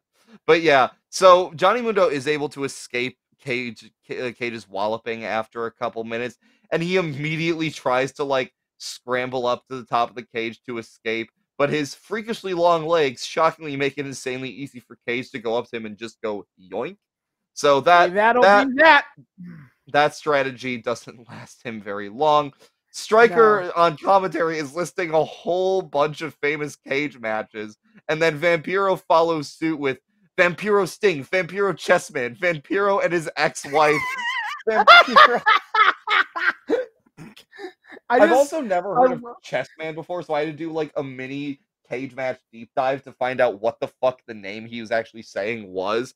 I don't know who the hell Chessman is. That's a Mexican wrestler, Chessman. Chessman. Big it's the guy. Chessman. No, I honestly listen. The Amazon Prime closed captions for this episode did not catch that correctly. So I missed the quip that he was joking there of like me versus Sting, me versus Chessman, me versus my ex-wife. Like I got that part, but like what he was saying beforehand, they fucked that up completely on the closed That's captions. so funny. Yeah, I guess he just had a particularly brutal divorce, you know. Vampiro Vampiro and Sting did have a hell of a feud though. And by hell of a feud, I mean was total fucking dog shit. It was long though. It was a long feud, but it was not good. How long was it? Too long. It was so long. No, we should do some of that on the podcast, honestly. Like they don't know Vampiro who no. That feud was bad. That's unfortunate. That Vampiro, if you want a fun highlight, a couple of highlights include Vampiro threatening to bite the head off of a crow live on television, Vampiro getting lit on fire, and Vampiro and Sting having a blow-off match in a graveyard. Oh, you want a few highlights? Damn. See, shit like that could work, but I don't know if I trust 90s WCW to make that. 2000 WCW making that work? Oh, 2000 WCW? Oh no! Oh no! And I'm pretty sure by this point, Vampiro is in the Dark Carnival, which is ICP's stable. ICP has a stable that has Vampiro and the Great Muta in it called the Dark Carnival. And their gimmick is they all wear face paint. As we learned from Sting and Darby Allin, nothing unites souls more than shared face paint. Mm-hmm. So, Vampiro also humble brags about being trained in jiu-jitsu, and then is like, wow, why isn't Cage, after getting Johnny Mundo on the ground, doing this very extremely specific armbar, SMH my head, what a scrub. Mm-hmm. Cage doesn't have he also... He's made of muscle. Yeah. Vampiro, but it's just the fact that Vampiro's like, I do jiu-jitsu. First of all, you do. Second of all, you just wanted to brag that you do jiu-jitsu, fam. Shut the fuck up.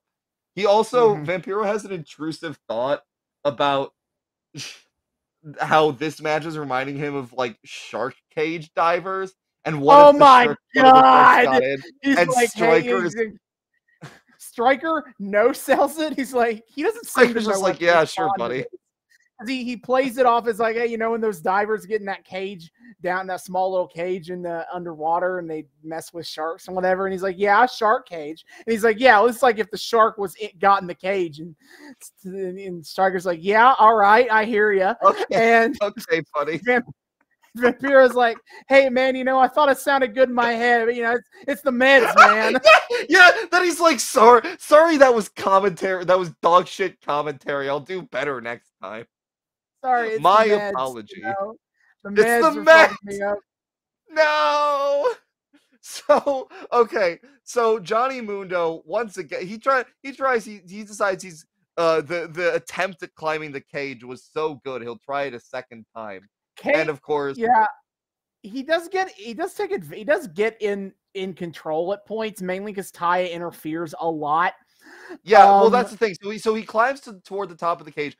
Cage this time, instead of yoinks him, like climbs up to get him, and Taya then climbs the cage from the outside and just starts like whacking Cage's hand with her belt. She's like, "Hey, get out of here! Stop it! Go!" She also scales the cage with. Oh no! Before she does that though, she tries to stick a kendo stick through the oh my god, I have so much more. We get to the kendo stick. Okay. So, go ahead. So Johnny Mundo, crazy Spanish fly from the top of the cage onto cage below, 2 count. Vampiro asks Striker. Vampiro was remarking on the 2 competitors. He asked Striker if there are any wrestlers in the world stronger than Cage, and Striker, as if Dario Cueto and/or Conan is holding a gun to his head, goes in this moment. Striker goes, I don't know. I just watched Lucha Underground. Like, who threatened you to say that? Yeah, wow, what a fucking mark. This time, Cage tries climbing the cage. Johnny catches him, takes him down in a moonlight drive, which is like a fucking crossroads off the top turnbuckle. That's crazy. As hell. So Taya kendo stick. As Striker says, Taya has a kendo stick and she will insert it into Johnny's hands. Don't say it, don't say it, don't say it, don't say it, don't say it. No one said it, thank God. So she fails at properly inserting it though. No, because Cage runs over to stop this, and she like, yoink, nope. She pulls it out of the cage before Cage can grab it. But she does eventually get it into Mundo's hands. Yeah, well, what she does, so Cage is doing his favorite pastime, which is throwing Johnny's lanky ass body against the walls of the cage. And then Taya climbs the cage again. Cage is also trying to climb the cage. Taya like hits at him from the side. Oh yeah, she starts hitting him with the kendo stick. Whack, from the side, so it's fucking awkward. And then she drops the kendo stick into the ring for Johnny to use. And then, okay, so this is crazy. So Johnny starts with the kendo stick, of course, and he hits Cage a few times. But Cage eventually gets his hand on the kendo stick, and this is crazy. He starts trying to whack Johnny, and Johnny's fucking doing these crazy, awesome, like, of quick evasions. Like, he fucking flips out of the way. He jumps up onto the ropes. He's, like, expertly dodging the kendo stick. And then, this is nuts. Cage does some, after failing at this, Cage does some, like, Looney Tunes Three Stooges shit, where he throws the stick at Johnny. Johnny catches him, and this distracts him long enough for Cage to get Johnny Mundo up on his shoulder, slams his back down and onto the fucking mat. Johnny, almost as if it's ricocheting, tosses the kendo stick up, and then Cage catches it perfectly. What the fuck? That was one of the craziest spots I've ever seen. And then he breaks. He's like, fuck this thing. And then he's like, fuck you. Yeah. He as he's hitting Johnny one more time. He starts hitting his signature moves. It's like the discus lariat. Well, first, Weapon X. Well, first, so right before he like really destroys the stick, Striker, as he's hitting Johnny one more time with the stick, remarks that revenge is a dish best served cold, and it's about to get chilly in the temple. Thank you, Striker. Thanks, bud. Yeah. But as he's hitting his big moves, Taya is awkwardly climbing the cage with a steel chair. The funniest part is she goes up too early, so she just stands at the top of the cage and watches as Johnny almost gets hit with the Weapon X. Like, he does counter and Striker comments on this as Taya climbs the cage like Spider-Man trapped by the Fantastic Four. I think you're getting your comic book issues mixed up there, bud. I know Spider-Man X Fantastic Four is early on in his run, but he famously was in a steel cage at one point before that happened. Oh, yeah, he was in a steel cage with Bonesaw. Bonesaw. I got you for 3 minutes. 3 minutes of playtime. But, oh my god. Yeah, this was so funny because she starts climbing up as Cage is hitting the discus lariat, and then she gets to the top, but she's not supposed to throw Johnny to the chair until after Johnny counters the Weapon X. So yeah, as I said, she just stands at the top of the cage holding the chair, watching as Johnny Mundo almost get hit with the Weapon X. Like, that's so funny. Why? I didn't catch that. That's hysterical. Yeah, but she does throw after Johnny hits the correct spot and it's her turn. She throws the chair. It's like a turn in D&D. She made her movement and can't do anything and has to watch whatever happens next until it's her turn. Her held. She has her held action specifically to trigger once Johnny Mundo counters the weapon X, and until then she's fucking immobilized. Yeah, but anyway, she tosses Johnny the chair, and Johnny hits a gnarly ass chair shot straight to the head to Cage. Yeah, no hand up, shaped destruction, brother. CTE, brother. What are you doing? Anyway, Holy Johnny fuck. climbs to the top. It only gets a 2 count off that. So Johnny climbs to the top of the cage, and he gets down on his knees. So that at the top of the cage, so that he can spin to do an end of the world from the top of the cage. Yeah, he could have just escaped, but fuck you. No, I don't even know how. I struggle to even imagine how he got the necessary torque to spin his body like that. That is pretty crazy. He jumped from his knees on the top of a cage, and he did full rotation of the end of the world. I mean, he does parkour. I guess. He does miss this though. But yeah, don't it worry. Just rolls out of the way and Johnny eats shit. But don't worry, Taya jumps into the cage with a crossbody off the top. And yeah, it's fucking crazy. Double team like does Taya and Johnny. And now Taya and Johnny are both in the cage, and so they start whooping Cage's ass. I know.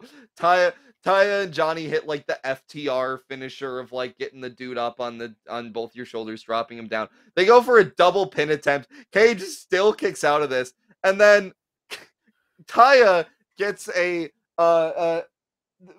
commentary just starts being extremely normal about Taya. Vampiro remarks that Taya is telling Johnny that she wears the pants in the relationship, literally, which Vampiro, Johnny is wearing much more. I noticed that, and that pissed me off, because he's wearing more pants-like clothes. Johnny is wearing more pants than Taya. Yeah, what? Literally, Vampiro, what the shit? But then fucking Taya gets handcuffs out of her boots, and Stryker says, of course Taya has handcuffs on her, my kind of woman. Stryker!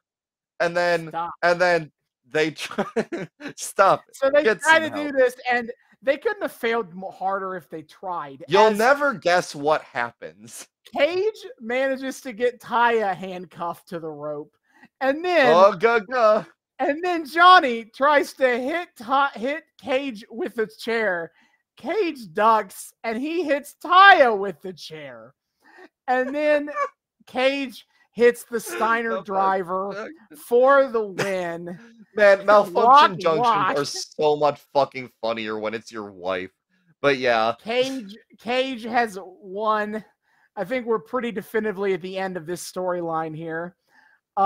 Cage there is finality. Commentary's like, we're done. We're fucking done after this. Shut up. Cage has got the 3rd of 7 medallions now. Yeah, crazy shit. He's celebrating. The crowd's going crazy. And then, yeah, no fucking fluff in between. Right into the trios match, baby. This episode had only one vignette at the end after the main event. At the very end. Which can't wait to get there. But we just go from the first 95% of this episode is match, then match. Based. Utterly based. Yeah, I somehow missed that this match was an elimination match. I don't know if they didn't mention it before this time. Okay, I was gonna say you didn't miss anything. They hadn't mentioned it yet. Okay, good.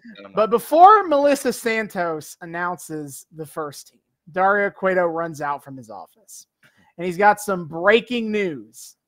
And the crowd's just going, "We want Lucha! Shut up and give us the fighting! Fuck you!" Yeah, so he's like, he doesn't know everything, but Angelico has had an unfortunate accident. Yeah, what?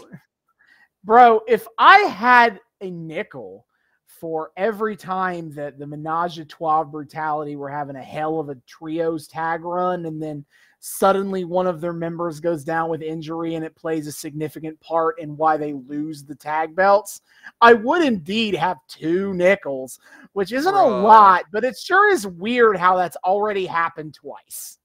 Yeah, that's so it's an injury. Fuck, god damn it. He's injured, but Angelico has been rushed to the hospital. But for now, Ivelisse and Son of Havoc are just gonna have to defend this 2v3v3v3. Best of luck now. No replacement, no rescheduling. Fuck off. You're just defending it now. We'll see what happens. Dario promoted the match. He can't go back on his word. To be fair, the Believers might eat him alive if he did that. Mm-hmm. Would be so funny if the episode is 30 minutes long because Dario comes out and says Angelico's injured, so that's it. Mm-hmm. And that's all. Jack Evans comes hand walking down the stairs, and which is so fucking funny. I love how he just fucking hand walks, like just casually down those concrete steps. Stresses me the fuck out. Then he gets into the ring and screams into the void, "You are not going to be associated with my greatness." Okay. Hey, I forgot to mention last time. Last episode was clearly aired on April 20th because Matt Stryker had hella jokes to make about getting high in relation to PJ Black, Jack Evans, and Phoenix. When they were coming out last week, he was like, well, given what today is, we'll see how high we can get with Phoenix, PJ Black, and Jack Evans. And then he makes other jokes. He makes more weed jokes about him later in the match. And this is important because Jack Evans, massive pothead. Like if you ever wanted to know why Jack Evans has never had a major run anywhere, it's because he is a massive pothead and who is one of those like I don't have a bank account kind of massive potheads. I keep all my money cash kind of dudes. Hey, CM Punk approves. That means there's no way he has a bank account with his mom. The graceful offenses. Yeah. But that's really fucking funny. Jack Evans, despite being insanely talented, can't get work on major promotions because he would fail wellness policies. Nah, because his peak was the 2000s where they weren't cool with weed. That brother. So this is God. That's so what you get. That's so fucking funny. Team. So the second team comes out, based Vampiro getting the ick from Joey Ryan. It is at this point that I have decided all of the teams need names on time because no trios teams get names and it bothers me. So I would like to propose to you, Austin, the 4 names of the teams in this. So obviously we have Team Menage a Trois of Brutality. That is Angelico, Ivelisse, and Son of Havoc. We have Team Criminal Connections, which is Mr. Cisco, Cortez Castro, and Joey Ryan. We have Team Azteca, which is El Dragon Azteca Jr., Rey Mysterio, and Prince Puma. And we have Team Animal, comprised of a bird, a wolf, and a jackass. All right. Thank you. Pew, pew, pew, pew, pew. Thank you. Thank you. But I'm gonna propose a couple of changes here. Okay. So I gotta say I think I've been calling Azteca, Puma, and Ray the Dream Team because I think they're the most just best top baby faces in the whole fucking company situation. That's true. Unfucking touchable. Team Animal, I think you just call them the Animals. I think hope the Animals in a not get sued kind of way. And then it's like Criminal Connections. I feel like there's some. It's like maybe we just stick to that one, but I just feel like it's on the tip of my tongue. I can come up with like a different name for that, but then it's not finishing. connection. That's unfortunate. I'd have to think about it. We'll see if they ever tag I'm team just again. saying. We have 2 gang members and a sex offender. We're not working with the most legally kosher bunch, is all I'm saying. So anyway, Vampiro, while Menage a Trois Brutality are making their truncated entrance, suggests that somehow they can spin the numbers game to their advantage. How? And then even Stryker kind of questions this, and Vampiro goes, well, you have to keep in mind, Evilise has something very important going for her. She has the word evil in her name. Which, first of all, that's not how it's spelled. No, it's not. Oh, it gets better. Name. It gets better, because then Matt Stryker responds with, she also has the word ease in her name, but that has yet to be decided. Fuck off. Fuck all the Matt Stryker's like, yeah, let me see your boobs. I want to see your boobs. Puppies, Vampiro. Puppies. Oh no, he's everywhere. He's fucking everywhere. Puppies, Vampiro. Matt the King Stryker. Oh, brother. Oh my fucking god. But yeah, so the match starts. Vampiro makes the actually interesting and valid point that, like, they should try to eliminate the Rudos first, because they'll try to pull dirty shit and make this elimination match much harder for the Technicos, which, like, yeah, that's actually a good point. Thank you for that, Vampiro. There's a logical sense to that. Which is unusual for Vampiro commentary. So, that is true. So this match has the multi-man format oh my of fucking god. Every team has a legal participant. This is different from, honestly, most companies that use these formats, where only 2 members are legal ever, regardless of the number of teams in the match. Now, normally I defend that practice, because when the WWF has tried matches to have every team is legal, they kind of suck. It's awkward. It's kind of an awkward thing. Wrestlers don't have a ton of experience working matches, relatively speaking, working matches, with 3 to 4 people in the ring at all times. Yeah. And so it can be kind of awkward to, like, work it out right. Mm-hmm. I will say this match is dope as fuck, though. So this. Oh my god. This format worked great for Lucha Underground. Dude, well, these workers are fucking insane. Like, this is the kind of crazy indie scramble shit that they are used to. This is an indie scramble. They got this on lock. They're like, oh, this is in my fucking bones. This is muscle memory to the goddamn max.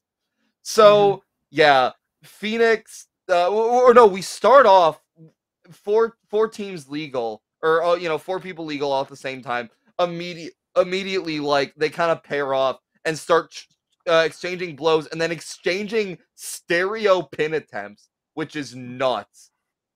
Phoenix at one point jumps over Evilise and then kicks her in the fucking gut. Son of Havoc lands a shooting star onto Cortez Castro for a 2 count. Darewolf tries to, but Cortez kicks out. Darewolf tries to dive onto Cortez Castro next, but then Cortez Castro fucking rolls out of the way, and Darewolf just eats shit. LOL. Stryker is struggling to call this match because it is so chaotic, which, fair enough, but he tags in Vampiro, and Vampiro just goes, what the hell? Like, I don't know why you thought Vampiro could work play-by-play on this either. Oh my god. Yeah, Vampiro says something about how, like, all the moving parts make him feel like he's back at the discotheque, and Matt Stryker, master of the English language, laughs in Vampiro's face for using such a ridiculous word. Yeah, discotheque. What a fucking weirdo. Who said? Anyway, let's talk about this funerary march. Absolutely. So I'm going to be relying on you for the spot notes here. I got you. Nutty as hell. Yeah. So I'm like, there are a million things happening at once. I did not have the capacity to write all of them down, so I'm just giving you highlights. Stryker notes a blind tag between Mr. Cisco and Cortez Castro, and he says that Marty Elias is able to catch that blind tag only because he has the same haircut, presumably as Cisco and Cortez Castro, because they're all bald. But Stryker, what the fuck does that mean? But who says discotheque anymore? Vampiro goes, whatever happened to Bale? You remember that guy? Which I know a police precinct that might be able to tell you nearby. Stryker asks Vampiro, what can you tell us about El Dragon Azteca Jr.? And Vampiro's like, he just rocks, man. I don't fucking know. Thank you, Vampiro. Stryker insinuates that the Believers are a fickle bunch, which, what the fuck are you saying? All you need to do is hit someone a little hard, and they lose their shit. This is like the least fickle fan base in the entire universe. I mean, I guess it is fickle in the sense that they have no loyalty to literally anybody. It's just whoever is hitting the hardest in any given moment. True. And also, don't you dare be fucking mean to Alberto El Patron. We will hate you for life. Joey Ryan is able to bait Ivelisse toward the ropes, and then he kind of ducks out of the ropes and pulls her nasty to the outside. And Matt Stryker comments as she gets dumped to the outside. Let's not forget Ivelisse has a history of injury with that broken ankle and such. And such? What is the such? What other injuries? It's just the broken ankle. It's just that. Darewolf tries to go to leap off the top rope, and Prince Puma just fucking pushes him off. Okay, and this is a weird spot. So Prince Puma pushes Darewolf off of the fucking top rope, and then he notices he like brags to the crowd, and then he notices Jack Evans in the opposite corner, and then he for some reason starts cowering. He does like some like please don't hit me, and like goes to his corner to crouch down, and this somehow works and stops Jack Evans, and he's just like, huh? And then why you do that? Why you do that? And then Rey Mysterio jumps him. 9,000 IQ play from Prince Puma. I've never seen Prince Puma do a please don't hit me spot before. What the fuck was that? It was so fucking awkward. Okay, and then this is insane. We just get a bit of like everyone taking turns flipping to the outside. Like someone gets dumped to the outside and then someone jumps on top of them. And then both those guys are on the outside and then another person jumps onto them. We get a highlight of this when Puma's about to like leap onto with a decently packed up crowd at this point. The Darewolf uppercuts him and then leaps over Puma to the outside, which is crazy. Everyone's just having to get dived on, get immediately back up, and catch another fucker doing a dive. I know. Ivelisse sees all of this happening, and she recovers enough to jump in the ring and go, ooh, me too. And then Joey Ryans comes in the ring and says, oh, me too, you say. And immediately pervs on her. Matt makes some gross comment about Joey Ryan's trail. But anyway, he acts like a gross weirdo. Ivelisse beats the fuck out of him for it. Yeah, fucking And good. then she like German suplexes his ass. Castro tags in. And then he kind of beats up on Ivelisse. He's like a brain buster and knocks her out. And at this point, Joey Ryan is like, tag me in. All right, I'm back. I'm good. Get me back in here. Castro's like, fuck off. No, I'm not going to tag you in. But this causes him to get rolled up by Ivelisse and the crew, and the Criminal Connections are the first team out. Get fucked, losers. That's so funny. Yeah, Joey Ryan is denied the tag, and Cortez is just like, oh, well, I guess that's the end of this. Well, damn. If it isn't, I hope being in that trios tournament for like 3 weeks helped you in your investigation of Dario. In your Cueto. investigation, I'm gonna make a broad assumption that it didn't, and you still don't know shit. But we will see where that goes. Guys. Yeah. Great job. You tried. So, Son of Havoc, Prince Puma, and Jack Evans try to get a 3-way test of strength going. Surprisingly, Jack Evans shits all over this and tries to like blindside Puma and Havoc, and Puma and Havoc are are like, no, fuck you, and like hit him with some stereo move or something. Stryker asks Professor Vampiro about the history of the number 3 because this whole trios thing has to have something to it, right? And because 3 is a magic number. Yes, it is. Yeah. Right? Well, yeah. Yeah, Vampiro has clearly watched his Schoolhouse Rock recently. Vampiro responds with, and this is a direct quote, yeah, no doubt about it. Put him in the Shamrock 666, baby. And Stryker just goes, glad I set you up for that one. See you in hell, buddy. What the fuck? What? What does any of this mean? For what the fuck are they even on in this episode? What is wrong with them?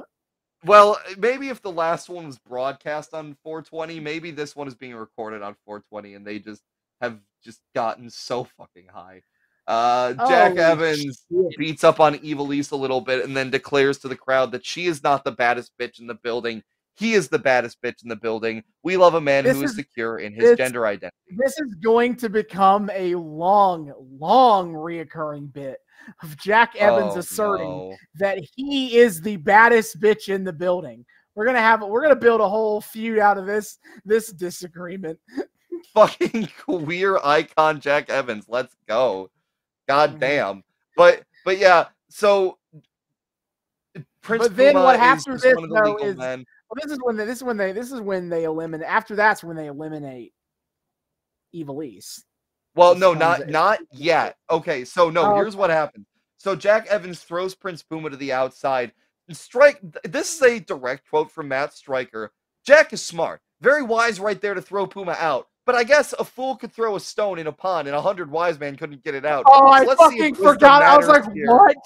What the fuck does this mean? What is that? What are you taking Vampiro's pills? What is happening? I heard that, and I spent the next several minutes 3 times. I spent the next several minutes trying to decipher that line. Yeah, what the shit? What does that even mean? How can 100 wise men not get it out? Are they too snooty to go in the pond? Is that what does this proverb come from? What is the proverb meaning here, Stryker? I need to know what the proverb means. I don't think it means what you think it means. Oh my god. No, but before Ivelisse gets her ass eliminated, this is crazy good. She fucking kicks Phoenix off, like she's against the ropes. Phoenix lands on the apron. She's fucking like kicks Phoenix, like thrust kicks back. Thrust kicks backward to Phoenix to just kick him right the fuck off the apron as soon as he lands, and then I noticed that Phoenix did not do his white knighting routine at all in this match. He did not. He's I don't know if he getting that goal. They tried to make idea on commentary that maybe Phoenix is getting corrupted a little bit by his teammates. I don't know how well that comes across, but hey, I mean, I'm saying he never was like, oh, golly gee, I can't hit a woman even though I'm in a match with a woman. So, it's season 2, baby. Everything is grittier. He'll come back to it. Don't worry about that. Again, press X to doubt on that one. But it is nice to see Phoenix not doing the cringe-ass white knighting for a hot second. And then she hits this amazing fucking clean-ass code red to Jack Evans. Yeah, but then the ref is distracted and oopsie daisy. PJ Black runs in, reverses the pin. He like flips the pin over, and now Jack is pinning Ivelisse, and Ivelisse is out. The Menage a Trois Brutality's reign is over. Fucking boo. Do you think they retconned this shit to fit around like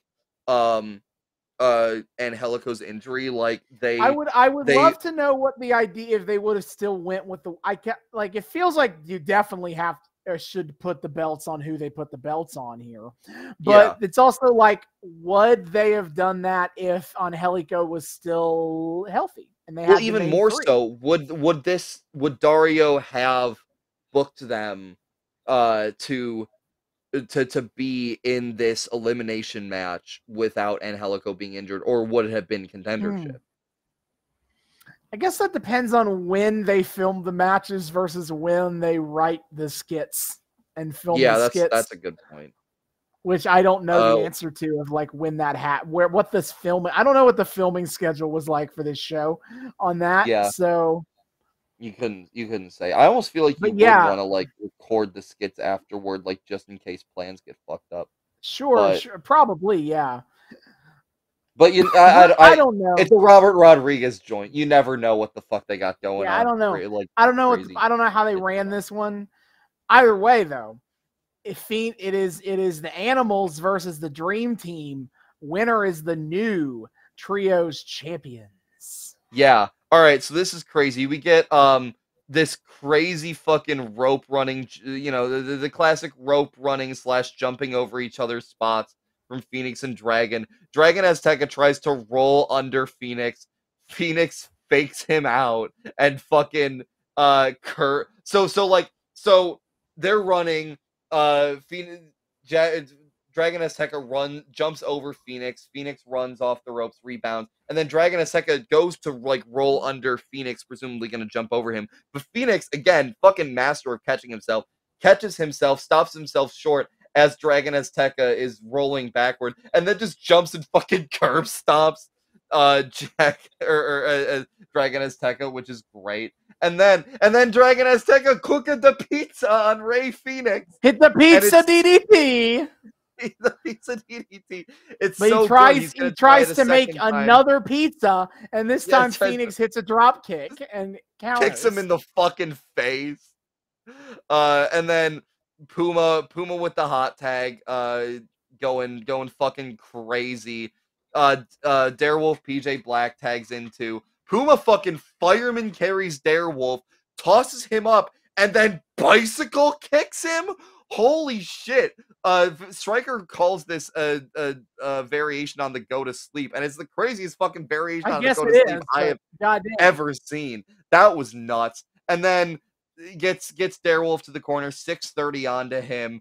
The fuck ass camera misses Jack Evans hitting Puma right in the pumas, according to Stryker, and right in the balls, according to Vampiro. Square in the penis. Yeah, the yam bags. Another direct quote from Vampiro. Pro wrestling, when all else fails, poke him in the eye and kick him in the balls. And Stryker responds with, what if you kicked him in the eye and poked him in the... Never mind. Thank you, Stryker. No homo, bro. I just want to know what if you... No homo. Fucking Vampiro's already called him the sexiest man alive and asked him if he's fucking Dario Cueto. So, you know, he's gotta quash these rumors, I guess. What if I poked your balls in the illegal temple, ooh woo?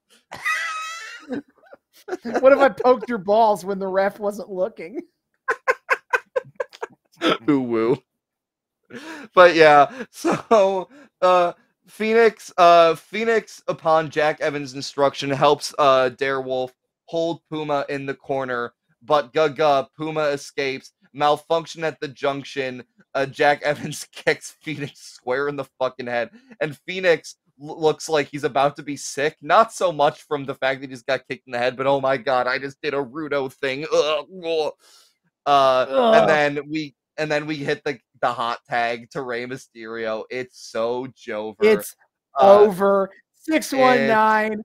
The pizza. Well, no, okay. No. So he throws Darewolf around, and Darewolf with the most fucked up 619 setup I've ever seen, because he goes over the rope to the apron, and then Puma has to push him into 619 position, except he's facing the wrong fucking way. It's supposed to be your face is facing outward. His face is facing inward toward the ring. Rey still hits the 619 like nothing's different. So he just hits the guy in the fucking back of his head, and, you know, Darewolf goddamn dies. Puma throws Jack Evans to Dragon Azteca for a DDT, and then the two of them stereo dive to Darewolf and Phoenix on the outside. Moonsault from Rey onto Jack Evans in the corner for the dub. And we have new trios champions. And man, every once in a while, Stryker fucking hits, and this is fucking crazy. So Stryker losing his mind goes, as the believers rise to their feet, the Star of Bethlehem has led these 3 wise men to their destiny. Okay, you know what? Fair enough. You made the wise men thing work. I thought that was a more classic Stryker cornyism, personally. It was it's the very end of this that kind of hits, but like the most of this is kind of unhinged. But fair enough that he does bring the wise men thing back and ties it into I don't know something. Thus, the first part of the prophecy has been fulfilled. Wait, well, what prophecy? What prophecy? And now the question, and only the first part of it, and now the question remains, is it salvation or the beginning of a dark and brutal end? Bro, what prophecy? We just had one of those last season. We need what is this new one? The Star of Bethlehem? Like, I guess there's a Jesus prophecy in the Bible, but why are we Jesusing this? Why are we still Jesusing this? You made the wise men thing work. Stop while you're fucking ahead. And then I will say, he then like roll calls the 3 members of the dream team, and the camera cuts to each of the 3 of them as Stryker calls out their names. That was actually pretty fucking cool. And we cut the episode proper, but we have one more segment. We head to Pentagon's dojo. And Vampiro is like, Pentagon, get up, and Pentagon rolls forward in a like Professor X. Professor X motorized wheelchair. And Vampiro demands that he get up, but Pentagon cannot stand up because he had a broken back. Mm-hmm. And so Vampiro's like, fine, I guess if you're going to be that big of a pussy. He grabs a black candle off of where it was sitting, and he just pours hot wax onto Pentagon Jr. for the rest of the episode. Well, okay, so here's the thing. Pentagon Jr. is like covered, and like head to toe, this man has like a bodysuit on. Hot wax is not hot enough to burn that bad through clothes like that, first of all. And second of all, oh yeah, dude, the hot wax therapy, famously helpful with musculoskeletal injuries. Thank you, Vampiro. Vampiro tells Pentagon that he's weak. Bro, you're literally on antipsychotics. Fuck off. And he just leaves him to sit in a pool of wax and die. Vampiro showing he is not a proper medical professional. He's just like, hey man, get the fuck up. I don't care if you're healed or not. Get the fuck up. And if you don't, I'm gonna pour wax on you. Holy fucking fuck. That is so like, I guess it's nice that Vampiro took him to the doctor enough to get that motorized wheelchair. But other than that, I don't think he's. Why are you gonna? How the fuck are you gonna get him a wheelchair like that and then chastise him for using it? Again, you yourself are relying pretty heavily on medical intervention to be okay. You fucking prick. Yeah, what a jerk. Yeah, I don't think this Dark Master is a very good guy. I'm starting to suspect he might be an asshole. Yeah, and that is how we wrap up here this week. A lot of crazy shit going down. A lot of great matches this week. Those were 2 amazing episodes. We have crossed the halfway point of season 2 of Lucha Underground. That's fucking nuts. Because there's only 26 episodes in this season. So we will have more to do in due time. Next time on the show, though, we return to 2006, the WWE's golden age, according to how old would you be right now to have liked this and at the time? According to 27-year-olds. This is WWE's golden age because you would have been What? 10 in 2006 if you're 27. Oh my! Oh, I see. He did the math. Okay. I was working out how old were 10-year how old are 10-year-olds of 2006 now? The real thinker. Austin loves his thinker quips. Yeah, and also the best quips are the ones that I explain because David true. Did you get it? Do you get the joke? Yeah, you get the joke that I just explained to you. Yes. Anyway, we're going back to 2006. Last time we were there, Vince did a lot of blasphemy. I think I'm not one to usually call out that as a crime, but I mean he did go into a church and say he's better than God and demanded that if he was lying that God struck him down where he stood. Bro, I will never be over this fucking audience lapping up all of it except for Vince saying he has a stronger work ethic than God, and that's what went too far. Like, not him doing the Triple H spot, the Triple H spit spot with from the holy water. Font. Yeah, but no, I have a better work ethic than God. Oh, that's too far, fucker. Anyway, God didn't strike him down for lying, so I guess Vince is right. Remarkably, we're not going straight to the pay-per-view yet. We do have one more week of TV to cover before they go overseas for a London show where they are definitely going to not do shit because it's taped. It's a taped episode of Raw. So there's only one good episode of Raw left, but don't worry. We're on the road to Backlash, baby. What could Vince possibly do next now that he has gone to church and remarkably not immediately turned to dust when he walked through the door? I know. I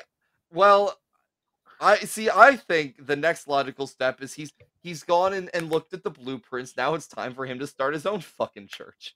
I think we need to see Vince televangelist on the next episode. That's what I'm manifesting for. We'll see. But until then, David, hit our plugs. Yes, sir. Dear friends, thank you all so much for joining us on yet another episode of the Noobs and Knockouts Podcast. We are so glad to have you here. Returning listeners, viewers, what have you. Thank you all so much for once again welcoming us back into your eardrums, your eyeballs, whatever it is used to consume our content. We are just, so glad that you like being here with us. New people, hey, hi, how's it going? Welcome to the show. We here at the Noobs and Knockouts Podcast like to think we are friendly to both noobs and knockouts alike. So whether you're brand new to the wild, wacky world of wrestling or you're a veteran of all the weird bullshit, either way, we're just so happy that you decided to join us. We hope you had a great time this episode. We hope you want to keep coming back to have a great time with us week after week after week. I'm going to make sure you know all the ways you can do so. First and foremost, of course, you can find us on YouTube. We are the Noobs and Knockouts Podcast on YouTube. Hit subscribe, ring that bell, make sure it turns a nice little solid color so you get notifications every single time we drop a brand new episode. Give us some of that sweet engagement in the form of likes and comments. Helps us out tremendously. Likes, especially, to go a long way to the algorithm, the almighty. And hey, you can see our beautiful, lovely faces on the video version too. Watch us get increasingly horrified and watch our eyes grow increasingly dead as we just hear Lucha Underground commentary team descend further and further into madness, and we have to try to keep up with it. All that good shit. And yeah, just enjoy the video version over on the YouTube. Of course, if you want to enjoy the audio only experience, we can help hook you up with that as well. We have our podcast on 3 of the best places to find your podcast, which of course are Spotify, Google Podcasts, and Apple Podcasts. Come check out our show there. Give us a listen, download our show so you can listen to us offline. Give us that sweet engagement in the forms of reviews and ratings on our show. Maybe a nice little 5-star if you're so inclined. Maybe some kind words like, hey, these guys are pretty cool. A crazy idea, but maybe more people should be listening to them. Just saying. Either way, listen to us, enjoy us, etc. Lend us your support over on Spotify, Google Podcasts, and Apple Podcasts. On top of all of that, we exist past this little void that we find ourselves in week after week. You can find us on a few other places on the interwebs as well. First and foremost, of course, is our Twitter. You can find us at Noobs and KnoxPod on Twitter. That's at Noobs, the letter N, KnoxPod on Twitter. Tell us what you think about the show. Or wait, no, that's the email. Oh, I'm getting shit mixed up. Twitter. We do the Twitter thing. We do the whole Twitter thing. We meme it up. We engage in mind melting IWC discourse. We put up a post every single time we drop a brand new episode, so you guys always know what the hell is going on. Highlight of our Twitter is, of course, weekly wrestling live tweeting every Wednesday night at 8 p.m. Eastern. We are tweeting about and watching AEW Dynamite, doing that whole shebang. That is me on the mic most of the time. On top of that, when I have the time, not this week, unfortunately, but when I have the time, sometimes we'll also be hitting up all of the other AEW shows, AEW Rampage on 10 p.m. Eastern on TNT on Friday night, and AEW Collision on Saturday night at 8 p.m. Eastern, also on TNT. Again, I don't have time to cover that every week, but sometimes I will, so always be sure to check out the pod's Twitter, see if we're tweeting up a storm. If you enjoy listening to us ramble about wrestling, you'll enjoy that experience. On top of all of that, Dearest Austin likes to follow all three of the major wrestling promotions in America. He'll watch those pay-per-views and tweet about them, and we just like to tell you guys all about what's going on. It's our chance on the show to talk about a little bit about the world of modern wrestling on top of all this retro shit we do. And also, for all you noobs out there, gives you a chance to see what's on the sampler platter. If you're trying to find what you want to watch in the wrestling world, we like to tell you guys all about it. So, my friend, what is on the docket coming up? Sure. So let's start with WWE because that's the next big thing upcoming. On first of all, if you want to watch WWE on a weekly basis, you can go to Raw Monday nights at 8 p.m. Eastern on USA Network. Fridays at 8 p.m. Eastern is SmackDown on Fox. If you're a real freak like me, you can instead watch the developmental show NXT on Tuesdays at 8 on USA Network. But if you want the big pay-per-views and all that, that is live on Peacock every month. And upcoming on April 6th and April 7th, it's WrestleMania season, the 40th edition of WrestleMania. That's like 4 X's. That's fucking crazy. It's actually XL if you use yeah, it's extra large. It is an extra large Mania. Not going to cover a lot of the matches yet, especially because right now most of the matches are the Rumble winners and the Elimination Chamber winners. Not a lot of interesting, mid-cardy stuff yet. And we'll have we're going to devote a lot of time to WrestleMania weekend talk when it gets to be that time for WrestleMania. Oh, yeah. An absurd amount of time devoted to that based on last year. Then you got to look at TNA. TNA, you can watch that every week on Access TV at 8 p.m. Eastern on Thursdays, or with a $1 a month YouTube subscription, you can watch it every Thursday on YouTube at 8:30 p.m. Eastern. And we're actually upcoming. I mean, they have a streaming service, TNA Plus, but we are actually coming up on one of their actual pay-per-views. They still do some of those, shit. And upcoming on April 20th is Rebellion. We're kind of just wrapping up from Sacrifice. Big thing coming out of Sacrifice is that the system got the gold. Moose is the world champion. Brian Myers and Eddie Edwards are the tag champs. But I don't know, that Dolph Ziggler guy, or excuse me, Nick Nemeth, is all over the poster of Rebellion. I wonder if he will have a big part to play in the main event of Rebellion. We will have to see. Crazy thought. You can watch that live on pay-per-view where pay-per-views can be found. And then finally for AEW, we already covered the weekly shows, but upcoming for AEW is AEW Dynasty. The pay-per-view schedule gets ever bigger for AEW as they seek to go to 9 pay-per-views a year plus 3 Ring of Honor pay-per-views a year. The monthly pay-per-view model has finally come to AEW. Isn't that exciting? But AEW Dynasty upcoming on April 21st. And so far, we only got one match, but boy, what a match we got so far already. Yeah. It is the aerial assassin, Will Ospreay, versus Bryan Danielson in an all-timer of a retirement tour for Bryan Danielson. Holy fucking fuck. Also fun potential highlights include Swerve beating Samoa Joe for the AEW World Title. That's a decent possibility. A much higher possibility is that Kazuchika Okada, newest member of the Elite, is going God, Okada with that heel swerve. That was so fucking good. He's gonna beat Eddie Kingston for the Continental Crown. Yeah, baby. Eddie's title reign is on it's over. It's Jover. It's so Jover. Okada, the Rainmaker, on Kingston's whole parade. Oh man, bro, can't wait for the Rainmaker to start competing in the Continental Classic. He's gonna be like, this is like the G1 but easier.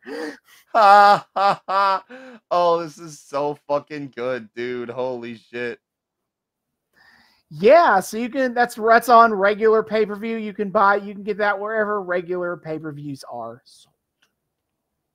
Hell yeah. Be sure to check all of that shit out. It's a great time. Listen to us ramble about it on the Twitter. Once again, at Noobs and Knox Pod. And whether you're a noob or knockout, we hope you join us in the tweeting. On top of all of that, if you want to get in more direct and long-form contact with us, you can do so at our email address, noobsandknockoutspod@gmail.com. That's noobs, the word and, knockoutspod@gmail.com. Come say hi. Tell us what you think about the show. Tell us things you want to see us cover on the show. Tell us how based and red pill our hot takes are. Or, yell at us for being stupid. I don't goddamn know. Start discourse. Say hi. We love people saying hi. We would love to say hi back. noobsandknockoutspod@gmail.com. And of course, finally, if you want to support our podcast in a financial sense, you can find the Noobs and Knockouts podcast on Patreon. The link for that is in our Twitter. $1 a month gets you early access to episodes and a shout out at the end of each episode. Shout out, as always, to friends of the show, the Sugar Daddy and El Lucha Dead Money for their generous contributions. We love you guys. You're our good golden boys. We appreciate your support. Only a single $1 a do a month, folks. Gets you some sweet little perks, helps out the show tremendously, more than you could ever know. And yeah, it's a good time over on the Patreon. If we get more people hopping on, maybe we'll add more cool perks. So if you want to support us for a single little bone a month, the Noobs and Knockouts podcast on Patreon, greatly appreciate your support. The link for that, once again, is in our Twitter. See you all next time. Hasta luego.